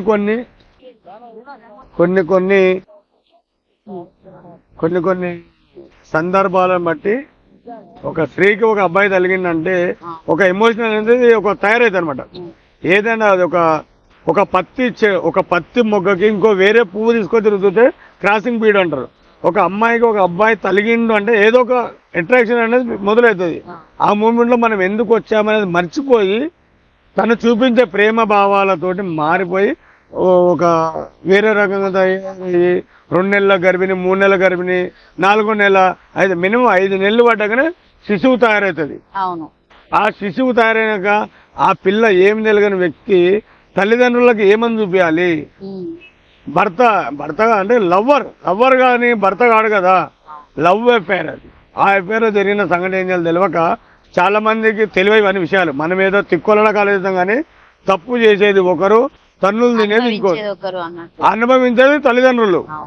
ఇలా చెప్పుకోలేకనే ఈయనకు వచ్చి పిల్లలను తీసుకొచ్చుకొని దూకలేక నా తల్లిదండ్రులు చెప్పుకోలేక తనకు తాను శిక్ష చేసుకొని ఈ గంగమ్మడిలో దూకినప్పుడు మేము వెళ్ళి తీసినప్పుడు చూస్తే తను గర్భిణి. ఆ కడుపును చూసి ఏమో అంటే నా నాలెడ్జ్ తోటి నేను చెప్పుకుంటూ వచ్చినప్పుడు ఏమో ప్రెగ్నెంట్ సార్ అంటే అప్పుడు పోస్ట్ మార్టం లో కూడా ప్రెగ్నెంట్ అండి. మీరు అన్ని చెప్పేస్తారు అన్నట్టు ఇక చూడగానే తీసే ముందు ఆ మూమెంట్స్ అని మీకు అంటే పోలీస్ వాళ్ళకంటే లేక్ పోలీస్ వాళ్ళకంటే ఎక్కువ మీరే చెప్పేస్తారు. అంటే మేడం లేక్ పోలీస్ వాళ్ళు అంటే మేము అంత పెద్దవాళ్ళం కాదు, మానసికంగా నేను ఎంత డెప్త్ వెళ్తే వాళ్ళకంటే మీరే ముందు కదా అన్న అక్కడికి వెళ్ళి సిచ్యువేషన్ చూస్తూ ఉంటారు కాబట్టి. మేడం ఇప్పుడు వాళ్ళు ఆఫీసర్స్ మేడం, వాళ్ళు ఆఫీసర్స్, నేను నాటు వైద్యుని, వాళ్ళు ఇంగ్లీష్ మీడియం డాక్టర్లు. మా ఇద్దరికి కంపేర్ చేస్తా అంటే వైద్యం ఒకటే కానీ మనుషులు వేరే. నా పని ఏంది, నేను నీళ్ళలోకి వెళ్తా, ఎంత లోతులోకి వెళ్ళి ఏం చేస్తున్నానో నాకు తెలుసు. అది ఎలా పట్టుకొస్తున్నాను, ఎంత వెయిట్ ఎత్తుకొస్తున్నాను, ఆ స్కిన్ ఊడిపోతే, ఆ తోలు మెడలు విరిగిపోతే అది ఎత్తుకొస్తున్నాను, అది నాకు తెలుసు. తీసుకొచ్చి బయట పెట్టిన తర్వాత కదా ప్రపంచం తెలిసేది. అది ఆ శవాన్ని అట్లా కుళ్ళిపోతాయి కదన్న. ఇప్పుడు పడిన వెంటనే తీయడం అనేది కూడా మనకు తెలియదు. ఆ టైంలో 1-2 hours తర్వాత వెళ్ళడం తీయడం, ఆ కుళ్ళిపోయినది మీరు పట్టుకుంటా ఉంటా ఊడిపోవడం అట్లాంటి సిచ్యువేషన్స్ జరుగుతూ ఉంటాయా? ఎందుకు జరిగాయమ్మా? అయ్యో, మానవుడు అన్నప్పుడు అంటే జన్మ ఉంది, మరణం రెండు ఉన్నప్పుడు ఆ రెండింటికి విలువ ఏంటంటే మనము శరీరము కుళ్ళిన శరీరం. కుక్కకు విలువ ఉంది, ఎలకకు విలువ ఉంది, చీమలకు విలువ ఉంది, పాములకు విలువ ఉంది. మన శరీరానికి విలువ లేదు. ఈ దేహం చాలా జల్దీ డీకంపోజ్ అవుతుంది. వాటి కుక్క చంపితే రోడ్డు మీద ఒక 10 రోజులు 20 రోజులు 30 రోజులు బయట బ్రతకగలుగుతుంది. ఆ స్మెల్ మనం తట్టుకోగలుగుతాం. మన శరీరం జస్ట్ ఒక 1 hour బయట పడైతే తట్టుకోలేము, రోగాల పాలయ్యి కరోనా బీమారు వస్తాం. కానీ అవి నాకు చెప్పిన కూడా అంతా అనుభవిస్తుంటాము. అది నాకు కూడా ఒంటి నిండగా అంటుకున్నప్పుడు, ఆ బ్లడ్ తీసినప్పుడు, ఆ తాడు నేను ఏదో రూపు తీసుకెళ్తాను, ఆ రూపుకి ఆ శరీరం అంతా అంటుకుంటుంది. అక్కడ వర్క్ ముఖ్యం నాకు. అది ఎంపటే తీసి హాస్పిటల్ తరలిస్తే ఆ కుటుంబం తీసుకెళ్ళిపోయి వాళ్ళ పని వాళ్ళు చూసుకుంటారు కదా. డిపార్ట్మెంట్ కూడా మనం చేసే పనులు 10 మంది చూసి కూడా శివ ఉంటే ఇమీడియట్లీ అయిపోతుంది. ఈ తందాన ఉండదు. 10 మంది మీడియాలు అవి ఇవి అంటే మంచి కుటుంబాన్ని కూడా బయట పడేసేది ఎందుకు అన్నట్టు డిపార్ట్మెంట్ ఆలోచిస్తుంది. వాళ్ళకి సేవ్ చేయాలని ట్రై చేసేది డిపార్ట్మెంట్. నేను కూడా వాళ్ళకి తగ్గట్టునే పని రపరప చేయడము, ఎంతలోతున్నా తీయడం, చెల్లిపోయినా కుళ్ళిపోయినా ఆ పేగులు మెడకెత్తుకొచ్చినా అవన్నీ ఎత్తుకొచ్చి కుప్పేయడం, మూడగడడం, పంపేయడం. తప్పదు అది వర్క్. అంటే కొంతమంది చనిపోయిన వాళ్ళ ఆత్మ ఘోషిస్తుంది అని చెప్పేసి అంటారు. ఆ టైంలో మీరు చూసినప్పుడు అది శవాన్ని మీరు పంపిస్తారు, ఆ నైట్ టైం మీకు ఏమన్నా గుర్తుకు రావడం, వాళ్ళు ఏదైనా వచ్చి మాట్లాడడం లాంటివి ఏమన్నా జరుగుతాయా అన్న మీకు? ఒక్కటి అమ్మ, మనిషికి ఇది అక్షరాల ప్రతి ఒక్కరికి జరిగే సమస్య లేదు. ప్రతి ఒక్కరికి కళ రూపంలో మనం నిద్రించిన సమయంలో, మనం నిద్రించినప్పుడు మన ఆత్మ బయట తిరుగుతుంది. మన శరీరము ఓ చెత్తతో పాటు పడిపోతుంది. ఎవరైనా పిలిస్తేనే కానీ ఆత్మ మళ్ళీ ఎంబడి దూరం తిరగాలి. కానీ కళగంట మనం ఏవో సినిమా పోయినట్టు, ఎక్కడో పార్క్ చేసినట్టు, ఎవరికో ఏదో చెప్పినట్టు, ఏదో మాట్లాడినట్టు, ఏదో ఊహించుకొని పెళ్లి కాని పిల్లలు నాకు పెళ్లి అయినట్టుగా, అంటే అవన్నీ కళల రూపమే. ఆత్మ అనేది కూడా దేహాన్ని వదిలినప్పుడు గాలిలోనే తిరగలుగుతున్నది, సుడిగాలి రూపంలో. ఇప్పుడు నేను డెడ్ బాడీ దీని పోయినప్పుడు నాకు థాట్ వస్తుంది. నేను ఎవరితో మాట్లాడినా నా హార్ట్ తోటి నేను మాట్లాడతా. అమ్మ నేనైతే వస్తున్నా నీ దగ్గరికి, నిన్ను తీసుకెళ్లేదందుకు నేను వస్తున్నా. నీకు జరిగిన అన్యాయము ఇంకొకరికి జరగకూడదు. నిన్ను చూసి 10 మంది మారాలని నువ్వు అనుకుంటే నాకు ఇమీడియట్లీ నా చేతికి రావాలి నువ్వు. ఇదొక నా మంత్రం, నా శక్తి, నా రూపం. నేను ఇది ఎందుకంటే నేను ఎవరితో చెప్పేది కాదు అని అనుకున్న క్షమానికి ఆమె కష్టం నాతో మాట్లాడుకున్నట్టు అనిపిస్తుంది. నా ఆత్మ పోయి ఇంకో ఆత్మని పట్టుకొచ్చుకున్నట్టు ఉంటుంది. ఆ దేహాన్ని ఆత్మ మాట్లాడుకుని దేహాన్ని తీసుకొస్తుంది. ఈ దేహం ఇంకో దేహాన్ని పట్టుకొస్తుంది. అది అంత అమ్మ ఒక మనిషి చెప్పే మాటలు కాదు. అంటే ఇప్పుడు మేమున్నామన్నా ఏదైనా శవం వెళ్తుంటే చూసి కొన్ని సందర్భాల్లో భయపడతాము, నైట్ వణికినట్టుగా, ఇవన్నీ భయాలు అయితే ఉంటాయి. ఆ 2-3 రోజుల వరకు కోలుకోలేము. ఇంత దగ్గరికి వెళ్ళి మీరు ఇవన్నీ చూస్తున్నారు. నేను చెప్తుంటే మీకే బోన్స్ లేచి నిలబడ్డాయి, భయం వేస్తా ఉంటది. నేను చెప్తుంటే మీకే అరే అసలు నేను ఎవరితో మాట్లాడుతున్నా నీకే అనుమానం వస్తుంది. అది నిజమే అమ్మా. ఇప్పుడు మనలో శక్తి ఉంది, యుక్తి ఉంది. చెప్పుకునేది ఒక పండు కొనక ఎవరికం చేస్తే దానము అంటారు, ఎవరి దగ్గర గుంజుకుంటే మోసము అంటారు. మనము ఈ ఆత్మ అనేది వాస్తవమే, కనపడని రూపం. గాలిలో ఉన్నది. అగ్గిని పట్టుకుంటామా? పట్టుకోలేము. నీళ్ళని పట్టుకుంటామా? ఆగాయి పట్టుకున్నా కూడా ఎక్కడ అవుతుంది. ఈ ప్రాణం కూడా అంతే అమ్మా, పట్టుకుంటే ఆగేది కాదు. ఇది ఇప్పటిదాకా నేను ఎవరికి చెప్పలేదు, ఫస్ట్ టైం మీకే చెప్తున్నా. ఎందుకంటే దీని గురించి మాట్లాడే ముందు మనం ఏ స్థాయిలో ఉన్నామనేది తెలుసుకోవాలి, మనం ఉండే ప్లేస్ ఎలాంటిదో తెలుసుకోవాలి. నేను శవాల మధ్యన ఉన్నా కాబట్టి నేను దాని గురించి మాట్లాడగలుగుతున్నా. నేను ఎక్కడ పోయినా కూడా వాళ్లకు జరిగిన అన్యాయాన్ని 10 మంది కళ్ళకు తెలియాలి. ఆ అన్యాయం నిజంగా న్యాయం అయితే న్యాయమే జరగాలి, అన్యాయం అయితే అక్కడ పర్సన్కైనా న్యాయం జరగాలి. ఎటు తిరిగి అన్యాయం జరిగిన వాళ్ళకి న్యాయం జరగాలి. అన్న ఇన్ని సంవత్సరాలలో మీరు తీసినటువంటి మనుషులు కాపాడినైనా కావచ్చు, శివాలయం ఏదైనా బాగా గుర్తుండిపోయినటువంటిది ఏదైనా ఎప్పుడన్నా మీకు అంటే గుర్తు చేసుకుంటారా అన్న? ఇంట్లో మనసుకు బాధ పెట్టినటువంటిది ఏదైనా ఉందా సంఘటన? బాగా నా జీవితంలో మర్చిపోలేదంటే నాకు ఒకటే అమ్మ. ఈరోజు మీ దగ్గర మాట్లాడుతున్నా నాకు చూపించిన ఆ శవాన్ని నేను ఎప్పుడు మర్చిపోలేను. నాకు ఒక తల్లి, ఓ చెల్లి, ఒక కూతురు లాంటిది. ఈరోజు నేను ట్యాంక్ బండ్ చుట్టూరుగా ఒక శవాల శివ ఉన్నాడు ఇక్కడ అంటే కారణం ఒక పిల్ల. ఆ పిల్ల మినిమం ఒక 18 సంవత్సరాల అమ్మాయి ఉంటుంది. ఎందుకంటే నేను ఈరోజు ఇట్లున్నా అంటే కారణం అది అమ్మాయి. అసలు నా తల్లికి నేనెవరో తెలియదు, నా భార్యకి నేనెవరో తెలియదు. అలాంటి మనిషిని లోకాన్ని పరిచయం చేసిన ఒకటే డెడ్ బాడీ ఎప్పుడు నా చేతుల్లో ఉంటుంది. పట్టుకోలేక బాధపడలేక ప్రతిరోజు నేను కృషిస్తున్నది. నేను చనిపోయేంత వరకు గుర్తుండేది 10 మందికి నువ్వు చెయ్యాలని చూపించే పొద్దున్నే లేదు ఆ పిల్లనే. ఆ పాప పేరు మీద నేను ఒక టెంపుల్ కడుతున్నా, గుర్తుండేలా. చచ్చిపోయినా కూడా 10 మందికి కనపడేలా ఒక ఎల్లమ్మ గుడి కడుతున్నామ్మా. నేను దానికి నాకు ఏమొద్దు. నేను పుట్టినందుకు నాకు జాలీగా అది ప్రతిరోజు గుర్తుండే నాకు అది ఒకటే బొమ్మనే. నేను చెప్పుకోలేను అది, నేను చెప్పలేని విషయం అది. ఎందుకంటే ఈరోజు నా కొడుకు నా వెంబడి రాడు, నా భార్య నా వెంబడి రాదు, మా అమ్మ నా వెంబడి రాదు, చూసేవాళ్ళు నా వెంబడి రారు. కానీ పొద్దున్న లేదే నా గుండెల మిగిలేదు అది ఒకటే బొమ్మనే. ఎందుకంటే ఆ తల్లి ఎంత విలవిలలాడి చచ్చిపోయిందో తెలియదు. ఒక శివశక్తి, ఒక అమ్మాయి చనిపోవడానికి కారణమైంది. దేవులాడుతున్నా దొరకట్లేదు, ఇప్పటికీ నేను దేవులాడుతున్నా. అది నా గుండెలు మిసులుతుంది ఎప్పుడు. అంటే ఆనవాళ్ళు ఏం దొరకలేదు అన్న ఇప్పటి వరకు. ఇప్పుడు ఎన్ని సంవత్సరాలు జరిగి ఇది జరిగి మినిమం అమ్మ 2016లో జరిగింది. ఇప్పుడు మన ఈ ట్యాంక్ బండ్ లోనే 2016లో జరిగింది. ఆ డెడ్ బాడీ తీసిన తర్వాత నేను ఒక 3-4 నెలలు నేను లేననమాట. అంటే దయ్యం పట్టింది, భూతం పట్టింది అని చెప్పేసి మా ఫ్యామిలీ వాళ్ళందరూ బాధపడ్డారు.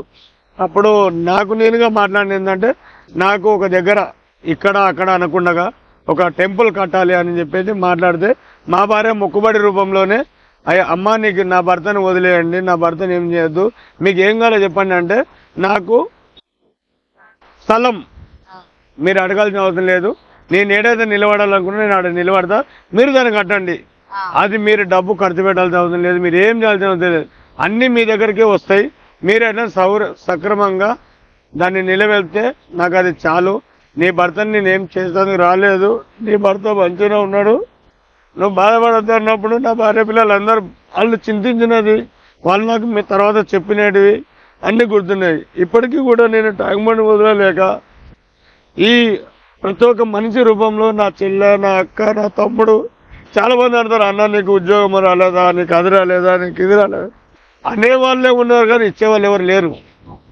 నేనే చెప్పుకొని లాభం లేదు. ఇప్పటికీ చిన్న చూపుగానే చూస్తారా అన్న మిమ్మల్ని? అమ్మా బాగుంటే ఒక బాధ, చెడిపోతే ఇంకొక బాధ. నేను ఈ రెండింటిలో నట్టుకుంటూ వస్తున్నా. నన్ను తిట్టినా పడుతున్నా, నన్ను ప్రేమించినా ఆనందిస్తున్నా. ఒక రోడ్డు పైన ఉన్న నేను ఒక చెట్టు లాంటి వాడిని. వర్షం వచ్చినాడే దాన్ని నీళ్ళు పడాలి, ఎండ వచ్చినా ఎండ పడాలి. అలా నా జీవితం లాంటిది. ఈ రోజు ట్యాంక్ బండ్ చుట్టుపక్కల మొత్తం నేను చేస్తానంటే కూడా మీరు ఏం జరిగినా ఏదైనా కూడా ఈ ట్యాంక్ బండే దగ్గరే జీవన నివాసం కదా అన్న. ఇప్పుడు మీకు డబుల్ బెడ్రూమ్ ఇచ్చిన నాకు తెలిసి మీరు అక్కడ ఉండరు అనుకుంటా, ఎప్పుడు చూసి ఇక్కడనే కనిపిస్తారు 24/7 లాగా. ఇప్పుడు నా పిల్లలు ఆడు ఉన్నారమ్మా. నేను ఎప్పుడు అమ్మ చేసేదానికి మనిషికి డబ్బు ముఖ్యం కాదు, మానవత్వం ఉండాలి, మర్యాద ఉండాలి, గౌరవం ఉండాలి. ఆ గౌరవం మర్యాద నేను నలుగురికి చేసే నాకు ఒక అవకాశం ఇది. ఈ భూమి పైన ఉన్నందుకు నా అనుచరులు, నా తమ్ముడు, తర్వాత ఇంకో తమ్ముడు, నన్ను పెంచిన పెద్ద బాబాయి, వీళ్ళందరూ నా స్నేహితులు, ఈ ట్యాంక్ బండ్ కట్టని నమ్ముకొని బ్రతికిన వాళ్ళందరూ ఇక్కడనే పని చేస్తూ ఇదే అంటే ఏ పనిలో ఉన్నవాడు ఆ పనిలోనే చనిపోవాలి. అలా మా వాళ్ళందరూ దానిలోనే చనిపోయారు. నేను కూడా దీంట్లోనే ఉన్నా, నేను కూడా దీంట్లోనే వెళ్ళిపోతా, అది నాకు తెలుసు. కానీ ఇంకా ఏదో చేయాలి, 10 మందికి మేలు చేయాలి. ఆ మేలు ఏంటంటే, నేను గతంలో కూడా నేను మీడియా రూపంలో చెప్పింది ఇదే, నాకు ఆస్తులు వద్దు, అంతస్తులు వద్దు, నాకేం కావాలి, ఒక స్విమ్మింగ్ పూల్ కావాలి. ఒక స్విమ్మింగ్ పూల్ ఇప్పిస్తే అంటే మీరు దగ్గరండి, మీకు జీతగాడిలా కాదు, నేను ఏదన్నా ఓపెన్ మాట్లాడతామా, నాకు ఒక 500 గజాలు హైదరాబాద్లోనే 500 గజాలు ల్యాండ్ చూపించి దాంట్లో ఇంత స్విమ్మింగ్ పూల్, ఒక్కరు ల్యాండ్ ఇచ్చినా స్విమ్మింగ్ పూల్ కడతానికి ఎవరైనా ఎవరు వస్తారు ఎంబడి. వచ్చేసి అది కడితే ఏదంటే కొన్ని 100 మంది పిల్లలకు ఈత నేర్పగలుగుతా. కమర్షియల్ డబ్బులకు కాదు, సేవ రూపంలోనే 10 మంది నేర్పిస్తే ఇలాంటి శివలింగం 100 మందిలో ఓ 10 మంది అన్న తయారవుతారు. ఆ 10 మంది ఇంకొక 10 మందిని తయారు చేస్తారు. ఎవరైతే నాకు ఈ డొనేట్ చేస్తారో వాళ్ళ జీవితాంతం ఈడ నేర్చుకున్న ప్రతి ఒక్క పిల్లగాడు కానీ పిల్ల కానీ రుణపడి ఉంటారు వాళ్ళకి. కాదన్న, ఇప్పుడు గత ప్రభుత్వాన్ని మీరు అడగడం జరిగింది అప్పుడున్న సిచ్యువేషన్ లో. మరి ఇప్పుడు కొత్త ప్రభుత్వం అయినా కూడా శివ మరి అప్పుడు ఇట్లా జరిగినాయి కదా సిచ్యువేషన్స్, మరి మా అంతు మేము ఏదైనా సహకారం చేస్తామని చెప్పేసి ఎవరైనా ముందుకు రావడం మాట్లాడడం జరిగిందా అన్న? మేడం ఇప్పటిదాకా ఇప్పుడు మనకు అప్పుడు కేటీఆర్ గారికి చాలా మంది మీడియా మిత్రుల ద్వారా మీ ఇంటికి కూడా రావడం జరిగింది కదా అప్పుడు రావడం ప్రతి ఒక్కరు. మొన్న కూడా సార్ని అరెస్ట్ చేస్తారు అన్నప్పుడు కూడా అంటే అభిమానిగా పోయినా, అంతే. నేను రాజకీయ పూర్వకం పోలేదు, ఒక అభిమానిగా కేటీఆర్ ని చూడాలి కలిసి మాట్లాడాలని నేను కేటీఆర్ ఆఫీస్కి అంటే ఆ రోజు అరెస్ట్ అని చెప్పి అంటే ఇది నాకు దాని గురించి పూర్తి అవగాహన లేదు. దాని గురించి మాట్లాడే నేను ఒక పబ్లిక్ రూపంలో నాకు అన్నం పెట్టిన ఒక దాత, అన్నం పెట్టిన ఆదరించిన ఒక గొప్ప వ్యక్తి, అది మర్చిపోలేక ఏంటంటే సార్ని అరెస్ట్ చేస్తున్నప్పుడు నేను నా భార్య ఇద్దరం కలిసి అడిగి వెళ్తే మా లోకల్ ఎమ్మెల్యే కొడుకు ముఠాగోపాల్ కొడుకు జయసింహ అన్న ఉండి శివన్న నా అవతారం కూడా చూడలేదు, నా పరిస్థితి కూడా చూడలేదు, నేను ఇలా ఉన్నాను కూడా చూడాలి. అక్కడ ఉన్న బాడీ గార్డ్స్ కానీ అక్కడ ఉన్న ప్రతి ఒక్క ఆ ఎమ్మెల్యేలు ఎంపీలు వీళ్ళందరూ కానీ శివ వచ్చిండు అని చెప్పేసి నన్ను వాళ్ళు చూపించిన ప్రేమ అభిమానము ఇంత అంత కాదు మేడం. అసలు నేను వెలగట్టలేంది ప్రతి ఒక్క ఆఫీసరు నా భార్యను చూడంగానే నన్ను చూడంగానే ట్యాంక్ బండ్ శివన్న వచ్చిండు, నడువురు సార్ చూపిద్దామని చెప్పేసి శివ వచ్చిండు అని నన్ను ఇట్లా చేయబట్టుకొని ఒక తమ్ముడిని కూడా ముట్టుకోరు, నడరా బాబు నడువు అని చెప్పారు. నన్ను ఒక తండ్రి ఒక కొడుకులాగా పిల్లగాడు తీసుకెళ్లారు. అంత దగ్గర చెప్పుకోలేకపోతున్నారు, మీ మాటలే తెలుస్తున్నాయి అసలు. తీసుకెళ్లి సార్ కూడా అమ్మ ఎందరినో చూసిన నేను కూడా, ఇది అక్షరాలు అనేది ఈ వీడియో కేటీఆర్ గారు చూస్తే అక్కడ ఏం జరిగిందో అదే చెప్పింది శివ. ఆ రోజు నేను నా భార్య లోపలికి వెళ్తే మా అబ్బాయి అయ్యప్ప స్వామి, ఈ సంవత్సరం నేను అయ్యప్ప టెంపుల్ మానేయలేదు, మా అబ్బాయి చేసాను, మేము అయ్యప్ప ప్రసాదం తీసుకెళ్ళి ఇయ్యాలి, ఆయనకు అరెస్ట్ జరుగుతుంది, అయ్యప్ప అరెస్టు జరగకూడదు, ఒకటి న్యాయం న్యాయమే అన్యాయం అన్యాయమే, అరెస్టు జరగకూడదు. అక్కడ అరెస్టు జరగలేదు.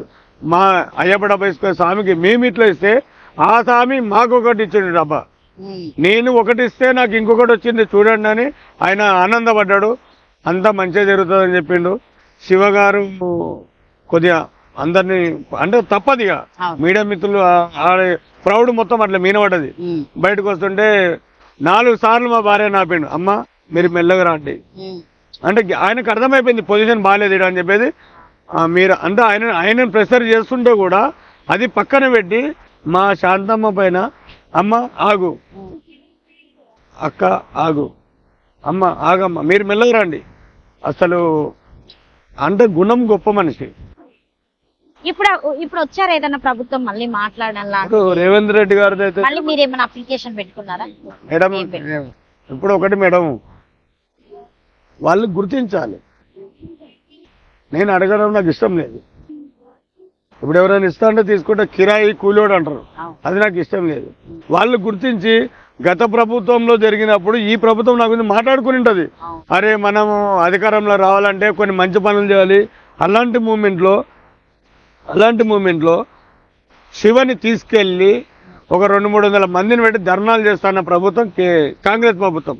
నాతో అన్నారు వాళ్ళు ఏమని, శివ కోసము ఒక 200 మందిని అంబేద్కర్ విగ్రహానికి అక్కడికి వెళ్ళి డబుల్ బెడ్రూమ్ ఇప్పియాలి, శివకి ఉద్యోగం ఇప్పియాలని అడుగుదామని ధర్నాలు చేస్తా అంటే నేను ఒకటే మాట్లాడినా, సార్ నాకు ధర్నాలు విర్నాలు వద్దు, అప్పుడు చెప్పిన నాకు అది వద్దు సార్, వాళ్ళే గుర్తించి ఇస్తే నేను తీసుకోవాలనుకుంటున్నా అని నేను కేటీఆర్ గారికి విన్నపించుకున్నా. అలాగే వాళ్ళు గుర్తించి నాకు డబుల్ బెడ్రూమ్ ఇచ్చారు. ఆ రోజు కాంగ్రెస్ ప్రభుత్వం నాకు గురించి మాట్లాడింది కాబట్టి వాళ్ళ మైండ్లో నేను ఉంటా ఇప్పటికి కూడా, వాళ్ళు గుర్తించాలి. మొన్న ఒక 50 మందికి హోంగార్డ్ జాబ్ లేదో ఇచ్చిరంట, అప్పుడు పిలిచి నాకు ఇవ్వకపోతే పర్వాలేదు మేడం, నా కొడుకున్నగా చదువుకున్నతోడు అతనికి ఇవ్వండి, క్యాల్కులేషన్ ప్రకారంగా తనకి ఇవ్వండి, మేమందరం మీకు ఇదే వర్క్ చేస్తాం, రుణపడి ఉంటారు ఎప్పటికైనా కూడా చేస్తాం కదా. ఇప్పుడు మీరు ఇది కూలీ వారిగా లాగానే అన్న, ఇప్పుడు మీరు వెళ్ళి శివాలను చేయడం ఇప్పుడు గవర్నమెంట్ పోలీస్ వాళ్ళు చెప్పడం వల్ల మీరు వెళ్తూ ఉంటారు కదా, అంటే మీకు డే వైజ్ ఇస్తారా లేకపోతే ఏమైనా జీతం ఇస్తారా? కూలీ లేదు, డే బై డే జీతము లేదు మేడం. నేను ఒక మానవత రూపంగా ఆపద వచ్చిందంటే శివ ఇట్లా జరిగిందంటే నేను వెళ్తాను, వాళ్ళు 100-200 ఇస్తే తీసుకుంటాను, అంతే. 100-200 ఇస్తే తీసుకుంటాను. ఈ 24 సంవత్సరాలకి వెళ్ళి ఇప్పుడు ఈ యూట్యూబ్ అంతా మీద మీరు కొంచెం ఫేమ్ అయిన అంటే ఎవరో ఒకరు సహకారం చేయడము, కొంచెం దాతలు, ఇప్పుడు సోను సుద్ గారు అయినా కూడా ఎవరెవరు కొంచెం వచ్చి మీకు హెల్ప్ చేయడం జరిగింది. అంత ముందుకి ఇంతేనా అన్న? 100-200-300 మంది జీవితం సాగించారు, అందుకే మీరు అందులోనే ఉన్నారు. అప్పుడు అదే జీవితమే, ఇప్పుడు కూడా అదే జీవితమే. మీకు పూర్తిగా అర్థం కావాలంటే నేను ఒకవేళ వేలు లక్షలు సంపాదిస్తే ఈ ఫుట్పాత్ మీద వాళ్ళతో అవసరం నాకేముందమ్మా? ఆ రోజు అవే 200, ఈ రోజుకు అదే 200. నాకేమైనా గవర్నమెంట్ గుర్తించేదని ఉపాధిగా నా పిల్లల భవిష్యత్తు కోసం ఏమైనా హోంగార్డ్ జాబో, ఆ టూరిజం, ఇప్పుడు మొన్న బోర్డు కూడా వేలిపోయింది, అక్కడ సరైన గజయితగాళ్ళు ఉంటే అలాంటి ప్రమాదాలు జరగవు. ఎందుకంటే మేము ఉంటాం కాబట్టి, దాని రెస్పాన్సిబిలిటీ మేము తీసుకుంటాం కాబట్టి. అవి లేవు. ఒక కుటుంబం అయితే ఆగమైనట్టే కదమ్మా. నేను అనకూడదు అన్నమాట, వాళ్ళు గుర్తించాలి. అది జరిగిన తర్వాత అయినా ట్యాంక్ బండ్ శివేడు పిలవండి, ఇది జరగడానికి కారణం ఏంది, దీనికి ఏం జరిగింది అసలు అక్కడ అని అడగాలి కదా. నన్నే అడగాల్సిన అవసరం లేదు, మా డిపార్ట్మెంట్ ద్వారా పిలిపించుకొని ఒకసారి అసలు ఏం జరిగింది కారణాలు కొన్ని తెలుసుకోవాలి. ఇప్పుడు కిషన్ రెడ్డి గారు అంత పెద్ద ప్రోగ్రామ్ జరిగింది, కిషన్ రెడ్డి గారు నాతో మాట్లాడతారు, సార్ ఇట్లా నన్ను ప్రతి ఒక్కరు గుర్తుపడతారు, ప్రతి ఒక్కరు నన్ను ఆదరిస్తారు. ఇప్పుడు నా గురించి మొన్న ట్విట్టర్లో మెసేజ్ కూడా పెట్టారు, శివ ఇంకా రోడ్డు పైన ఉన్నాడు, తనకి ఏది సరైన ఉపాధి లేదు, ఉపాధి కల్పించండి అని ఒక మేడం పెట్టింది ట్విట్టర్లో. ఇప్పుడు మీరు ప్రభుత్వం నుండి అయితే కోరుకునేది, ఇప్పుడు మీకైనా మీ బాబుకైనా ఒక జాబ్ రావాలనే కదా. మీరైతే అప్పుడు అడిగింది స్విమ్మింగ్ పూల్, అదైతే కాలేదు మేడం, చేస్తే బాగుంటుంది. Swimming pool madam, swimming pool ఒకటి నా మాట ద్వారా ప్రజల ద్వారా నేను కోరుకుంటుంది ఏంటంటే, నా నంబర్ 9963956794 నా నంబర్కి ఆపద ఉందని ఫోన్ చేసినా పర్వాలేదు, అన్నా నీకు సహాయం చేయాలనుకుంటాము, నీకు ఏదైతే స్విమ్మింగ్ పూల్ ఉంది మనిషికి 100 రూపాయలు 50 రూపాయలు మీకు తోచిన సాయం చేసినా కూడా నేను మళ్ళీ అన్ని జమ చేసుకొని, గతంలో కూడా నాకు ప్రజలు ఇచ్చిన సహాయం డబ్బులు 7-8 లక్షలు వస్తే ఆ డబ్బులు పెట్టి నేను కారు కొని వెహికల్ కొనుక్కున్నారు. ఇంకా అందులో మీరు డొనేట్ చేయడము, చాలా మందికి ఫుడ్ ఇవన్నీ బాగా చేశారన్న. అమ్మా అప్పుడు అదే పని, చేసేది చెప్పకూడదమ్మా, ఈ చేయి నుంచి ఇస్తే ఈ చేయి చెప్పకపోయిన వీడియోలు అందరు పెట్టుకున్న వాళ్ళు చేస్తున్నారు కదా అన్న. అమ్మ ధర్మం అనేది తల్లి తన గర్భాన్ని దింపుకొని దానం చేసిన ఒక శిశువు బిడ్డని, ఆ బిడ్డ బాగుపడాలంటే భూమిపైన జన్మించాల్సిందే. జన్మించిన తర్వాత నడకని నడిపించేది తండ్రి, తల్లి ఆదరవు ప్రేమ అల్లతో ఉంది. మన లోకాన్ని చూపించేది తల్లి, ఫుడ్ పెట్టేది తండ్రి కదా. ఇప్పుడు ప్రతి ఒక్కరికి మనం చేస్తున్న సాయం ఏంటంటే, నేను ఒకటే మాటమ్మా, సేవ అనే ముసుగులో నాకు నచ్చది, చేసే పనికి నాకు క్లారిటీ ఉండాలి. నాకు ఇచ్చే వాళ్ళకు కూడా పేరుని కరెక్ట్గా ఓపెన్ చెప్తున్నా కదా, ఎవరైనా నాకు సాయం చేస్తే కష్టం వాళ్ళ గురించి చెప్తా. వాళ్ళు వాళ్ళ బర్త్డేలే కావచ్చు, వాళ్ళ ఏదైనా గుర్తింపులే ఉండొచ్చు, శివన్న మీకు 500 ఇస్తున్నాము, నీకు 10,000 ఇస్తున్నాము, నీకు 200 ఇస్తున్నాము అంటే నాకు కాదు, నా సేవకి ఇస్తురా, నాకు ఇస్తురా, నాకు ఇస్తే నేను కడుపునే తింటా. సేవకే ఎవరైనా చూసి ఇచ్చేది. సేవ అనేది నా గురించి కాదు, సేవకే చెందాలి. నేను అడిగేది ఏంది, నాకు ఇప్పుడు నిజంగా మీరు అన్నట్టు ఫస్ట్లోనని శివన్న మీరు మీ ఛానల్ ఉంది కదా, మీకు ఏమైనా దాంట్లో కూడా ఇన్కమ్ వస్తుంది. నా కొడుకు ఇప్పుడు రన్ అవుతుందా ఛానల్? నడుస్తుంది. నా కొడుకుకి 3,50,000 వచ్చినాయి. దాంట్లో ఆ 3,50,000 ఆయన 1,50,000 పెట్టి సిస్టమ్ తీసుకుంటూ 1,00,000 రూపాయలు మొత్తం సేవకు పెట్టుకున్నాడు. ఇంకా కొద్దిగా గొప్ప డబ్బులు పిల్లల దగ్గర ఉన్నాయి, అవి కూడా తన హాస్టల్ చదువుకోవడానికి అయిపోయిన తర్వాత. ఇప్పుడు ఇవన్నీ కానీ అప్పుడున్న సిచ్యువేషన్ అన్నా అసలు ఎంత దీనమైన సిచ్యువేషన్ అంటే, అందులో మీరు ఉండడము, ఆ వాటర్ వచ్చినా కూడా దోమలు ఈగలలో ఉన్నారన్నా, అసలు అదైతే నిజంగా ఎవరు కూడా ఉండలేదు. ఎందుకంటే వాసన వస్తేనే తట్టుకోలేని సిచ్యువేషన్లు జనాలు. అట్లాంటి పరిస్థితులు మీ ఎంతమంది పిల్లలతోని, మీకు ఇంకా కుక్కలు కూడా ఉండే కదా అక్కడ, ఉన్నాయి మేడం. ఇప్పటికి కూడా నేను చెప్పుకోవాలి ఏంటంటే, నేను చెప్పే మాటల్లో విధానం ఏంటంటే, గత ప్రభుత్వం మమ్మల్ని గుర్తించడానికి కారణం ఏంటంటే, ఆ సిచ్యువేషన్ బట్టి అలాంటి వర్కర్ ఇంకా ఇక్కడ ఉన్నాడు అని అతనికి తెలియాల్సి వచ్చింది. ఎవరు హెచ్ఎండిఏ ద్వారా, ఎవరైతే మాకు హెచ్ఎండిఏ ఉందో ఆ హెచ్ఎండిఏ ద్వారా కేటీఆర్ గారికి తెలిసింది. హెచ్ఎండిఏ వాళ్ళు మాకు ఖచ్చితంగా శివగా ఏడైనా పని చేస్తుండో మా కళ్ళ ముందరనే ఉన్నాడు, ఇక్కడ ఏం జరిగినా మాకన్నా ముందు తనకే ముందు తెలుస్తుంది. మంచి జరిగినా అతనికే తెలుస్తుంది, చెడు జరిగినా అతను తెలుస్తుంది. అలాంటి వ్యక్తికి మనం ఇవ్వకపోతే బాగుండదు అని దగ్గరుండి మరి కేటీఆర్ తోటి మాట్లాడిపించి నాకు ఇల్లు చేయడం జరిగింది. అంటే కొందరికి పడని వాళ్ళు ఉంటారు, కొందరు పడేవాళ్ళు. మంచి చెట్టుకే రాయి పడుతుంది, చెడిపోయిన చెట్టుకు రాయి పడదు కదా. సో మనం కూడా దెబ్బలు తింటున్నాం, నడుస్తుంది. సో ఇప్పుడు మీరు ఈ ఈత వదినకు కూడా నేర్పారు కదా మీ ఆవిడకి, బాబుకి కూడా వచ్చు. ముగ్గురం అమ్మ. అంటే ఎవరు లేని సిచ్యువేషన్ సమయానికి చూడు మేడం, సమయానికి చేసే పని చెప్పడం కాదు, ఆన్ ద స్పాట్. తను లేకపోయినా నేనున్నా నడవని చాలా చెప్పేసి తను కూడా ఇప్పటికొక 25 మందిని సేవ్ చేసుకుంటూ వస్తుంది, సేవ్ చేస్తుంది. ముతి దేహాలు నేను లేనప్పుడు నా కొడుకు మా భార్య ఇద్దరు, మా డిపార్ట్మెంట్ తెలుసు వాళ్ళు ఎంత పని చేస్తారో, వాళ్ళు ఎట్లుంటారు అనేది. ఎందుకంటే మేము వెనక ముందు ఆడం మేడం. ఓహో చాయ్ తాగడానికి వచ్చి బిర్యానీ తిందామా, బిర్యానీ తిందానికి వచ్చి పాలు అవి మనకు రావు. వెళ్ళామా, పని చూసుకున్నామా, అప్పచెప్పినామా, ఇమ్మీడియట్లీ మార్కెట్కి వెళ్ళిపోయిందా. మాకు మనోభావాలు, మీరు ఈగోలు లేవు, మాకు ఈగో అనేది లేవు, కోపతాపాలు అవసరం లే. మీరు మా పైన పెట్టుకున్నా మేము మీ పైన పెట్టుకోము. మన ఇద్దరం కలిసి ముద్దుదేహం పైన పెట్టడం అది పద్ధతి కాదు. సమయం నాకు చాలా మంది కూడా అంటారు, శివన్న మీరు ఇంత పని చేస్తారు కదా, ఒక డెడ్ బాడీ అంటే మాట్లాడిన మాటలు ఇవి. దేహం దొరికినప్పుడు నువ్వు డిమాండ్ చేయొచ్చు కదా, శవాన్ని పెట్టుకుని నువ్వు డిమాండ్ చేస్తాడమ్మా. చెప్తారా అన్న మీకు డిమాండ్ అంటే అదే కదమ్మా, ఉద్యోగం రప్పించుకోవచ్చు, మీరు ఇల్లు వస్తుంది, మీరు అడగొచ్చు డబ్బు. అది కక్కుర్తి బుద్ధి నాకు లేదు, నాకు వద్దు కూడా. అలాంటిది ఇస్తాను కూడా నేను తీసుకోను. ముందు అసలు ఇస్తాను కాదన్నా, డబుల్ బెడ్రూమ్ ఇచ్చినా కూడా మీరు అక్కడ ఉండకుండా ఈయనే ట్యాంక్ బండ్ లో మళ్ళీ మీ నివాసం ఇక్కడే, అసలు ఎప్పుడు చూసి ఇక్కడే కనిపిస్తున్నారు. ప్రజలకి ఏం కావాలమ్మా, ఇక్కడ వర్క్ కావాలి. నేను గతంలో ఏమన్నా వీడియోలో మీరు ఇచ్చినా నేను చేస్తా, మీరు ఇవ్వకుండా నేను చేస్తా, నా ఊపిరి ఉన్నంత కాలం నేను ఈ వర్క్ చేస్తా. ఇప్పుడు ఇక మీరు మొత్తానికి ఇన్ని సేవలు చేయడానికి ఆ ఫస్ట్ అమ్మాయిని తీయడం వల్లనే ఇక అది అట్లనే మిగిలిపోయింది అన్నట్టుగా మీరు. అంటే మేడం నేను మర్చిపోలేంది, తనని తలుచుకోలేంది. ఏదో ఒక రోజు శివ నిజ రూపం అంటే శివ ఇప్పటిదాకా ఏం చేసినా దానికంటే ఒక హెడ్లైన్ ఉంది, అది ఎవరు చెప్పాల్సిన అవసరం లేదు. ఇప్పుడు ఆ సమయం వచ్చినప్పుడు, ఆ సందర్భం వచ్చినప్పుడు ఆటోమేటిక్ మీడియా మిత్రులు అందరూ వచ్చి కూర్చొని దానికి శివ చూపించాల్సిన టైం వస్తుంది. ఆ టైం ఖచ్చితంగా ఎదురు చూస్తున్నా. ఆ తల్లి ఎల్లమ్మ తల్లి దయ కరెక్ట్గా ఉంది, అది నడుస్తుంది, నడిపించాల్సిన సమయం వస్తుంది.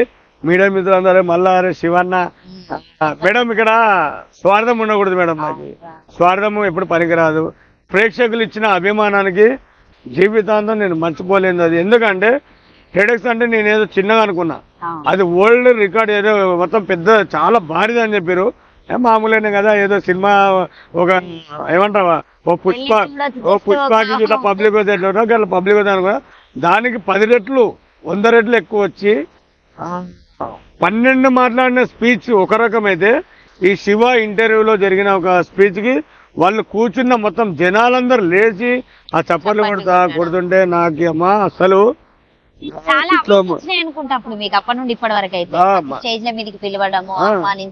ఇప్పుడు చెన్నై వాళ్ళు కూడా అబ్దుల్ కలాం గారికి సంబంధించిన వాళ్ళది పెద్ద ఈవెంట్ అది. వాళ్ళు ఇప్పుడు నాకు ట్రైన్ వాళ్ళు ఏదో మొత్తానికి అయితే బుక్ అయిపోయింది. 7వ తారీఖు అయితే గుర్తింపు ఉందని అనుకుంటారా అన్న?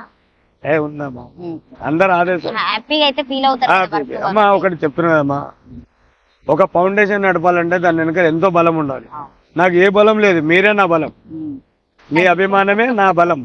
ఎందుకంటే నేను చేసేది నలుగురు కోసం, ఆ నలుగురిని చనిపోయిన నాడు నా వెనకాల వస్తారని ఒక నమ్మకం కోసం. నాకు ఇంకొకటి అవసరం లే. నా ఫౌండేషన్ కూడా ట్యాంక్ బండ్ శివ ఫౌండేషన్. నేను ఇప్పటికీ ఎవరిని రూపాయి అడగలే. నాకు అందరికీ డబ్బు, అది కమర్షియల్ అమ్మా. నేను కూడా ఒకప్పుడు అనాథ హాస్టల్లోకి వెళ్ళి వచ్చినా కాబట్టి నాకు ఆ విలువ తెలుసు.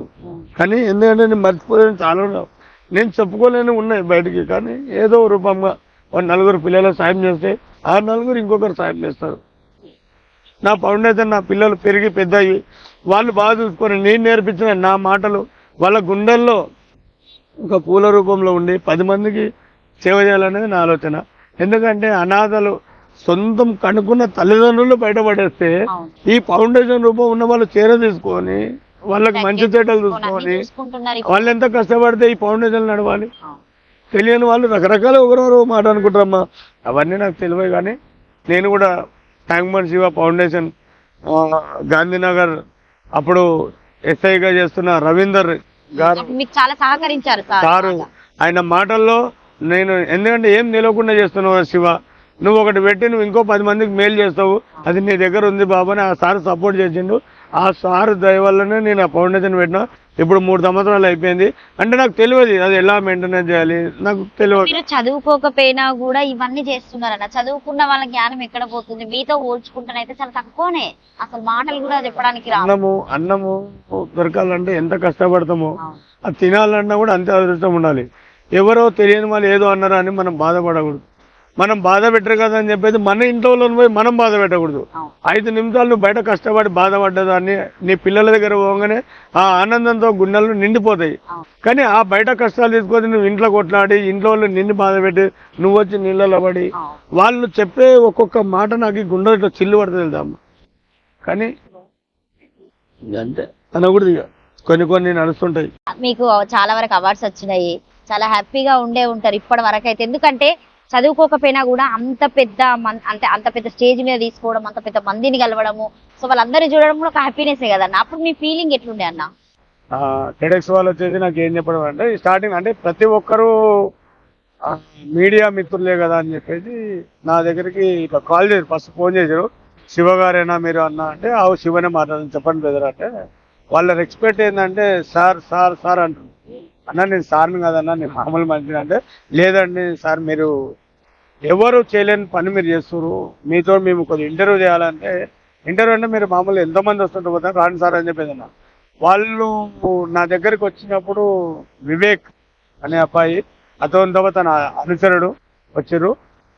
వచ్చి సార్ ఇట్లా మీ గురించి కొద్దిగా మేము ఇంటర్వ్యూ చేయమని. అలా ఇంగ్లీష్ మనకు రాదు, అది ఇంగ్లీష్ రాదు, ఆ కంప్లీట్ ఇంగ్లీష్, తెలుగు లేదు, హిందీ ఇంగ్లీష్ ఈ రెండే ఉండే దాంట్లో. వచ్చి వివేక్ అన్న వచ్చి వయసులో చిన్నోడు కానీ ఒక రెస్పెక్ట్ ఏంటంటే ఆ బ్రదర్ అన్నప్పుడు అన్ననే అన్న అంటే లేదన్నా నేను చిన్నోడిని నాకు 24 సంవత్సరాలే అన్నాడు.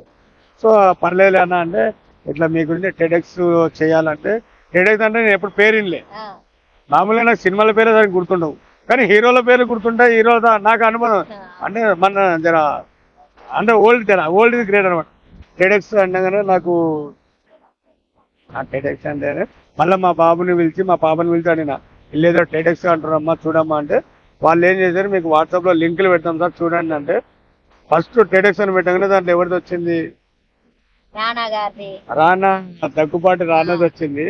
తర్వాత కేటీఆర్ గారిది వచ్చింది. తర్వాత హిందీ హీరోలు చాలా మంది వచ్చారు.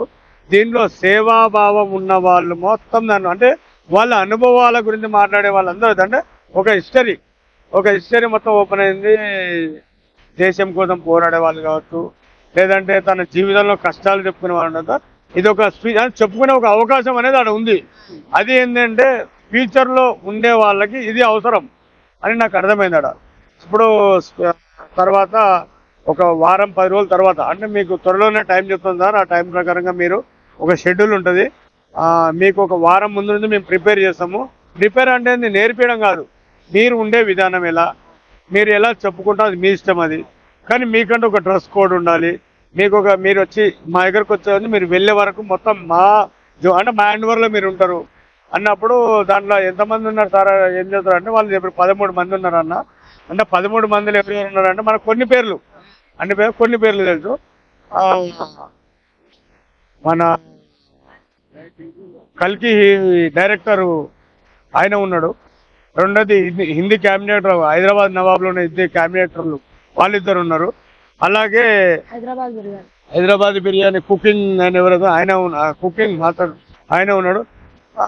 మన డీజీపీ మేడం గూగుల్ శాలిని కుర్మ ఆమె మేడం మనకు రాదు పెద్ద పేరు, మేడం డీజీపీ మేడం ఉంది. వీళ్ళందరితో పాటు ఇంకా కొంచెము దేవుళ్ళ గురించి మాట్లాడుతున్నారు. అప్పుడు జర బోర్డు చూస్తే నాకు అర్థం కాదు, ఎందుకంటే నా జీవితం ఫుట్పాత్ జీవితం, నా గురించి నేనే మాట్లాడుకోలేను. ఇంతమంది ముందు నేను మాట్లాడగలుగుతానా? స్టేజ్ చూస్తే చాలా పెద్దది, ఆపోజిట్లో ఉన్న సీట్లు మొత్తం జనాలు, మొత్తం చీకటి, నా పైన ఒకటే పోగదు లైట్ పడుతుంది. నేను మాట్లాడగలుగుతానా మాట్లాడలేనా అంటే వాళ్ళు నాకు 2 రోజుల ముందే నాకు భయపడకూడదు, నువ్వు మీలో ఉన్నది సార్, మీరు ఖచ్చితంగా మీరు మాట్లాడాలి. ఇందులో 13 మంది మేము ఎంచుకున్నాము, 12 మంది పైన మాకు నమ్మకం లేదు అండ్ ఓపెన్గా మాట్లాడు. 12 మంది వాళ్ళ గురించి వాళ్ళు మాట్లాడొచ్చామని మీ మాటల్లో 10 మందికి అవసరం వచ్చే సేవా కార్యక్రమం కాబట్టి 10 మందిలో మీరు మాట్లాడే మాటల్లో చాలా వరకు నిజాలు అబద్ధాలు అని చెప్పాల్సిన అవసరం లేదు. మీరు మాట్లాడే మాటల్లోనే ఆపోజిట్ మనిషి అర్థం చేసుకునే మాటలు మీ దగ్గర ఉంటాయి. అది మీరు అన్నప్పుడు నాకు బాధ అనిపించింది కొంచెం. అక్కడ కూడా నన్ను ఎందుకంటే నేను చేస్తున్నది ఓహో నేను ఇలా చేస్తాను, నేను ఒక్కోసారి నాకు నేను మాట్లాడుకుంటాను. అంటే నాలో ఇంత ఉన్నా కూడా నేను ఎంత అమాయకంగా బతుకుతున్నానా, నేను కూడా 10 మందిలో పోగలుగుతా అంటే నేను అది ఆ సొసైటీ నాకు వద్దు, నాకు ఇదే కావాలి అంటే వాళ్ళకల్లా వాళ్ళు తీసుకెళ్ళి ఓ రోజు ముందే మాట్లాడినప్పుడు నేను చెప్తుంటే అక్కడ కెమెరా తీసే వాళ్ళందరూ నీవు మామూలుగా వచ్చి మాట్లాడితేనే ఇలా ఉంది సార్, రేపు షూట్ అయినప్పుడు ఆ పబ్లిక్లో మీరు మాట్లాడే మాట ఎలా ఉంటుందని అంటే నాకు ఏం అర్థం కాలేదు. మీకు ఎట్లా అనిపించింది అన్న, అంటే అంత పెద్ద స్టేజ్ మీద మీరు చూడడం అనేది? హెడెక్స్ అంటే మాకు ఏంటో అది మాకు తెలియదు. అక్కడ పోవడము, వాళ్ళు మమ్మల్ని విష్ చేసుకోవడము, అదొక సినిమాలా పోతే ఎట్లా విష్ చేసుకుంటారో అట్లా. అంటే మేము ఈ రోడ్డు మీద ఉండేతోళ్ళము కూడా మమ్మల్ని గుర్తించి ఇంత మంచి ప్లేస్ తీసుకొచ్చినందుకు వాళ్ళకు మా ధన్యవాదాలు. అయితే మీరు అంటే ఎన్ని అన్న తీయడం అనేది అందరు తెలుసు. సో ట్యాంక్ బండ్ శివన్న, శివాల శివన్న అంటే అందరు గుర్తుపడతారు. సో ఇక్కడ మన తెలంగాణ అయినా ఏపీ అయినా ఎవరు చూసినా కూడా గుర్తుపడతారు అన్న పేరు. అన్నతో పాటు మీరు కూడా తీస్తారని చెప్పేసి మేము విన్నాం. మీరు ఎన్ని శివాలు తీస్తారు? నేను ఇప్పటివరకు లెక్కలేదు, తీసిన ఒక 100కు పైగానే తీసిన. అతను లేని టైంలోనే వెళ్తా నేను. అతను వేరే వర్క్ మీద బయటకు వెళ్ళిందంటే నేను మా కొడుకు ఇద్దరం కలిసి వెళ్తాను. ఎన్ని అని మేము లెక్క పెట్టుకోము. అది ఫస్ట్ అక్కడ ఉన్నది దాన్ని తీసి బయట పెట్టి వాళ్ళ ఊళ్ళకు అప్పచెప్పాలి. అది ఆడవాళ్ళు చేయడం అనేది చాలా తక్కువ. అంటే అన్నకి మీరు భార్య అయినందుకు సగభాగం అన్నట్టుగా మీరు ఈ హెల్ప్ చేస్తున్నారా? అర్ధనారీశ్వరుడు అని ఎందుకంటారు మేడం? అర్ధనారీశ్వరుడు అని ఎందుకంటారు? భర్తలో భార్య సగం. అతనికి ఏ కష్టం వచ్చినా నేను పాలు పంచుకుంటా. మీకు బాగా మీరు తీసినటువంటి వాళ్ళ దాంట్లో బాగా అంటే మీరు మర్చిపోలేనిది ఏమన్నా ఉందా వదిన? వీళ్ళు తీస్తా ఉంటే మీకు ఇంతమంది తీస్తూ ఉంటారు, ఎప్పుడు గుర్తుకొచ్చే వాళ్ళు అరే వీళ్ళ సిచ్యువేషన్ ఇట్లా అయింది మేము తీసాము అని చెప్పేసి బాధపడిన రోజు ఏమైనా ఉందా? ప్రతిదీ తీసినప్పుడు బాధనే ఉంటది మేడం. ఎందుకంటే తన ఫ్యామిలీ ఎక్కడ ఉందో, తను ఎక్కడికి వెళ్ళి ఎక్కడ వచ్చి ఎక్కడ సూసైడ్ చేసుకున్నాడు, ఆ నీళ్ళలో పడి చనిపోయినప్పుడు పైకి తీసినప్పుడు బాధ ఖచ్చితంగా ఉంటది. వాళ్ళ వాళ్ళు వచ్చేంత వరకు, వాళ్ళ వాళ్ళు వచ్చి వాళ్ళకు అతను వాళ్ళకు హ్యాండ్ ఓవర్ చేసేంత వరకు మాకు బాధనే ఉంటుంది. అతను పోయిందంటే వాళ్ళ ఫ్యామిలీకి దొరికింది కదా.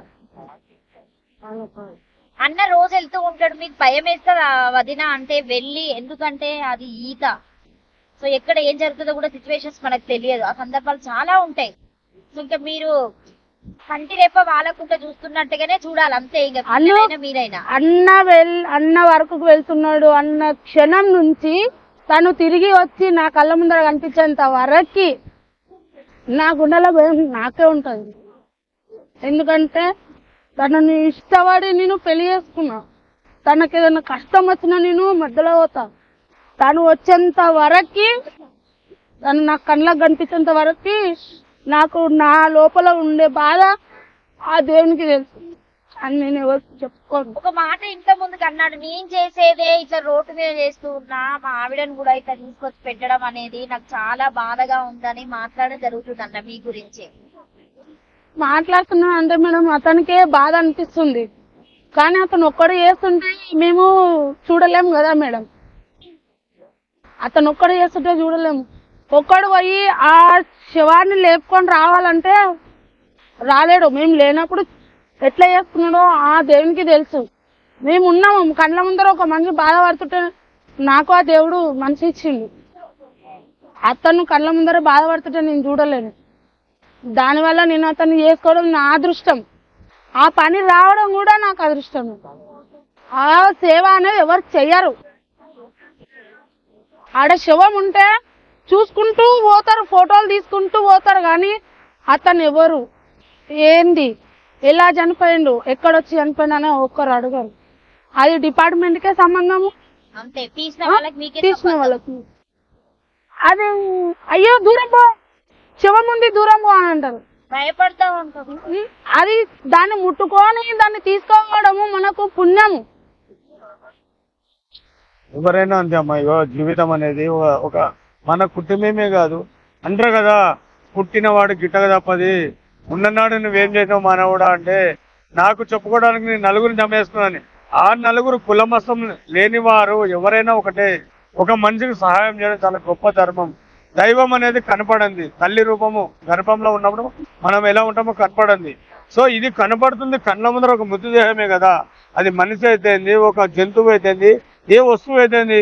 అదే నీకు బంగారం కింద పడితే ఎత్తుకొని దాచిపెట్టుకోమా. ఇప్పుడు ఒక మనిషి కింద పడితే ఎత్తి లేపి పక్కన కూర్చోబెడితే ఎందుకు అంత బరువు అంటే, ఇప్పుడున్న సొసైటీకి ఏం కావాలి, సెల్ ఫోన్ బాగుండాలి, నా పిల్లల్ని లిఫ్ట్ కొట్టుకునాలి, నా కూతుర్లు బాగా అమెరికా పోవాలి, వాళ్ళు అక్కడ పోవాలి, వీళ్ళు ఇక్కడ పోవాలని చూస్తున్నారు. ఒక ఒక ఒక మనిషి చనిపోయిన వాడికి ఏదో మనకు తోచిన సహాయం, డబ్బు కాదు, ఈ శరీరము పట్టుకొని ఇట్లా పెడితే దెబ్బ తగలకుండా కింద పడుతుంది. మేము ముగ్గురము లేపేటప్పుడు మేడం ఆ దెబ్బడు కింద పడ్డప్పుడు అది ఆ మూమెంట్ ఎట్లుంటుందో కానీ మేము ఏడు దారి పడతామో కూడా తెలియదు, కానీ ఆ బాడీ మీద అంత మైండ్ పెడతాం. మనిషి ఇప్పుడు మనము ఇప్పుడు ఒక 50 కిలోలు ఉంటామన్నా, చనిపోయిన తర్వాత 100 కిలోలు అవుతుంది కావచ్చు కదా, అంటే బరువు ఎక్కువ అయిపోతుంది, ఆటోమేటిక్ బరువు పెరిగిపోతుంది. ఎట్లుందంటే ఇప్పుడు బియ్యం నీళ్ళలో వచ్చినాక నానవా నాంతది బరువు కాదా, ఇరిగిపోవా. మనిషి శరీరం కూడా అంతే తల్లి. మీరు అడిగేది ఏదో మీరు చెప్పడేమో కానీ ఇది ఒక కామెడీ లాగా. అమ్మా ఒక మనిషి మామూలుగానే 45, 55, 75, 80 కేజీలు, హెవీ మంది అయితే 110, 120 కేజీలు లోపు ఉంటారు. అలాంటి దాంట్లో నా భార్య 180 కేజీల మనిషి, నా కొడుకు చిన్న పిల్లడు, వాడికి ఏం ముక్కు తెలియదు పాలు తెలియదు. అలాంటి వాడు 80 కేజీల డెడ్ బాడీని తీసిన అంటే నేను షాక్ అయిపోయిన ఫస్ట్. అది ఏ రోజు నాకు కేటీఆర్ గారు డబల్ బెడ్రూమ్ ఇచ్చినప్పుడు నా ఇంట్లో మొత్తం పండుగ, అదేమంటారు ఫంక్షన్ అదే ఫంక్షన్ రోజు డెడ్ బాడీ వచ్చింది. అదే రోజే నైట్ అక్కడ లవ్ హైదరాబాద్ ఏదైతే ఉందో పీపుల్ ప్లాజా దగ్గర ఒక మార్వాడి అతను ఇంట్లో ఫ్యామిలీ భార్య తనలో సగం, ఇప్పుడు మా వారి నాలో సగం అని చెప్పింది కదా, తన భార్యని పక్కలోకి రా అంటే నాకు ఇంత బరువు ఉన్నావు నువ్వు నా దగ్గర ఏడవటం అని తనని దొబ్బినందుకు, పక్కకు హింసిస్తున్నందుకు తట్టుకోలేక మానసికంగా బాధపడుతుంది. నేను చేసుకున్న పిల్లల దగ్గర నేను అంటే ఇదే ప్రజల తెలియదు. ఆ ఒక చిన్న ఆవేశంలోనే వచ్చి చనిపోయింది అతను చనిపోవడానికి కారణం ఏంది, భార్య వాళ్ళ సంసారం కోసం నువ్వు కొంచెం డిస్టెన్స్ పెట్టినందుకు వచ్చి చనిపోయింది. ఇక్కడ మా ఇంట్లో ఫంక్షన్ నడుస్తుంది, శివ ఎక్కడ ఉన్న బాబా డిపార్ట్మెంట్కి ఫోన్ వస్తే మా ఫంక్షన్ వదులుకొని నువ్వు ఉండయ్యా, ఎంతో మంది చుట్టాలు అంటే వచ్చిన ప్రతి ఒక్క గెస్ట్ దగ్గర నువ్వు ఉండాలి. ఆ రోజు అతనికి కాలుకు దెబ్బ తగిలింది, అతనికి కాలుకు మేడం నాకు ఆ వాటర్ లో దిగు ఇంత పెద్ద సీసా అనేది కాలుకు తెగింది. నిజంగా అన్న అంటే మీ ఇద్దరికి ఎంత చెప్పినా కూడా తక్కువే. అంటే మా దగ్గర అయితే సీరియస్ గా చెప్పాలంటే మాటలు లేవు. మానవ సేవ, మాధవ సేవ, మనము ఆ పదాలు వినడం వరకే గాని మేము ముందడికి మానవ సేవ, మాధవ సేవ ఇక్కడ ఇస్తాం. మానవ సేవ, మాధవ సేవ అన్నది మేము ఆ పదాలు వినడము, ఎక్కడన్నా రాస్తే చూడడం వరకే కానీ మేము ఇంత సాహసాలు చేసింది అయితే మేమే లేవమ్మా నిజంగా చెప్పడానికి. మీకు మాటలు చెప్పడానికి కూడా నా వరకైతే లేదు, నేను చెప్పే అంత కూడా కాదు. మీరు హైదరాబాద్ లో ఉన్నారు, అందరికి గుర్తుండేలాగా అన్న చేసేటువంటి సేవా కార్యక్రమానికి మీరు తోడుండడం అనేది ఇంకా గ్రేట్ అని చెప్పొచ్చు. సో నిజంగా మీకైతే మేము హార్ట్ఫుల్ గా ఇంకా చెప్పినా తక్కువే.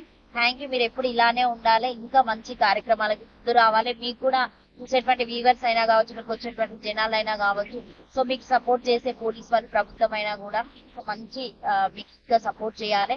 నా నుండి అయితే నేను ఇప్పుడు వచ్చినటువంటి కొత్త ప్రభుత్వాన్ని కోరుకునేది ఏంటంటే శివన్నకి హార్ట్ఫుల్ గా ఎన్నో అంటే తన ప్రాణాన్ని పణంగా పెట్టి సో ఎంతో మంది ప్రాణాలతో ఉన్న వాళ్ళను, ప్రాణాలతో లేని వాళ్ళను కూడా తీసి వాళ్ళ ఫ్యామిలీలకు అప్పచెప్పినటువంటి సిచ్యువేషన్స్ ఇప్పటికీ జరుగుతూనే ఉన్నాయి. కానీ గత ప్రభుత్వంలో ఎంతో కొంత ఆయన చేసినటువంటి ఇంటర్వ్యూస్, ఆయన చెప్పే బాధను విని సో ప్రభుత్వం అప్పుడైతే కర్ణించి ఎంతో కొంచెం పిల్లలకి ఆసరగా ఒక డబుల్ బెడ్రూమ్ అయితే ఇవ్వడం జరిగింది. కానీ అన్న అనుకున్నటువంటి ఆ స్విమ్మింగ్ పూల్ కి సంబంధించింది అయితే ఇప్పటి వరకు అయితే చర్చ రాలేదు. దయచేసి ఈ వీడియో ఇప్పుడున్నటువంటి కాంగ్రెస్ ప్రభుత్వానికి చేరవేర్చేలాగా మనస్ఫూర్తిగా కోరుకుంటూ అన్నకు కూడా అదొక్క అవకాశం ఇస్తే ఇంకొక మంచి అంటే కొంతమందికి లేని వాళ్ళు పిల్లలు ఉంటారు, వాళ్ళకి స్విమ్మింగ్ నేర్చుకోవాలి, మేము కూడా ఇలా కావాలి, మేము కూడా సేవా కార్యక్రమాలు చేయాలనుకునే వాళ్ళు చాలా మంది ఉంటారు. వాళ్ళకన్నా సపోర్ట్ చేస్తానని ఇప్పటి వరకు చెప్తూనే ఉన్నాడు. సో ఈ వీడియో చూసే వాళ్ళందరూ కంపల్సరీగా అన్నకి హెల్ప్ చేయండి, సపోర్ట్ చేయండి, మంచి కామెంట్ కూడా పెట్టండి. Thank you so much. మనకి ఏముంది, అందరు బాగుండాలి, అందులో మనం ఉండాలి. ఈ రోడ్డు పైన జీవితం నేను ఎప్పుడు అనుకోలేదు. మీ అందరికి ఉండేలా నేను ఉన్నా అనుకుంటున్నా. అలాగే మా భార్య కూడా, నేను, మా పిల్లలు, ఇతను మా కూడా కాశీ, మంచి సేవ. ఎందుకంటే మంచికి డబ్బుతో పని కాదు, మంచి గుండెతో ఉండాలి. ఆ గుండెనే మాకి లావణ్య గారు మా కోసం అంటే మాకు మినిమం ఒక 20 నుంచి మాకు బాగా పరిచయము. సో తను మాట్లాడే ఒక మాట, తనకు కూడా గుండెలో బాధ ఉంటుందని చెప్పట్లేదు. మాలో నిజ జీవితం ఎంత ఉందో తన గుండెల్లో బాధ అంటే పర్సనల్ గా మాట్లాడితే తను కూడా లోపల సపోర్ట్ తో ఉన్నాడు. మన ముందర చిరునవ్వుతోటి మీ అందరి కోసమే నవ్విస్తుంది. సో ఒక మంచి మనిషి, అందరు బాగుండాలి, అందరూ మనం ఉండాలనుకునే మనిషి. ఈ వీడియో షేర్ చేయడానికి కారణం కూడా మేడమే. అలాగే శివ అన్న ఛానల్ ని కూడా మంచి సబ్స్క్రైబ్ చేయండి, లైక్ చేయండి, షేర్ చేయండి. కొన్ని ఏంటంటే శివ కూడా నేను చాలా వీడియోస్ చూస్తున్నా, ఏదున్నా నిజం లాగానే ఉండాలి. మన వ్యూవర్స్ ఎవరైతే ఉన్నారో వాళ్ళకి నిజమే కావాలి అనుకునే శివ ఛానల్ ని ఇంకా ముందర తీసుకెళ్ళాలి. అలాగే మా S94 ఛానల్లో ఉన్న వాళ్ళు కూడా దీనికి సబ్స్క్రైబర్ కావాలి. అలాగే అందరూ ఇంకా మరెన్నో వీడియోలు రావాలంటే వీళ్ళ పక్కన గడ్డ పెట్టండి. సో మనకు లాంగ్వేజ్ ప్రాబ్లం అయినా కూడా మీరు అందరు చూస్తారని, అలాగే మనకున్న ఇప్పుడు కాంగ్రెస్ ప్రభుత్వంలో కేటీఆర్ గారు సపోర్ట్ చేసినంత సపోర్ట్ మనకు రేవంత్ రెడ్డి గారితో కూడా రావాలని, అలాగే మేము చేసే సేవ మరికొందరికి కాదు ఇంకెందరికో రావాలి.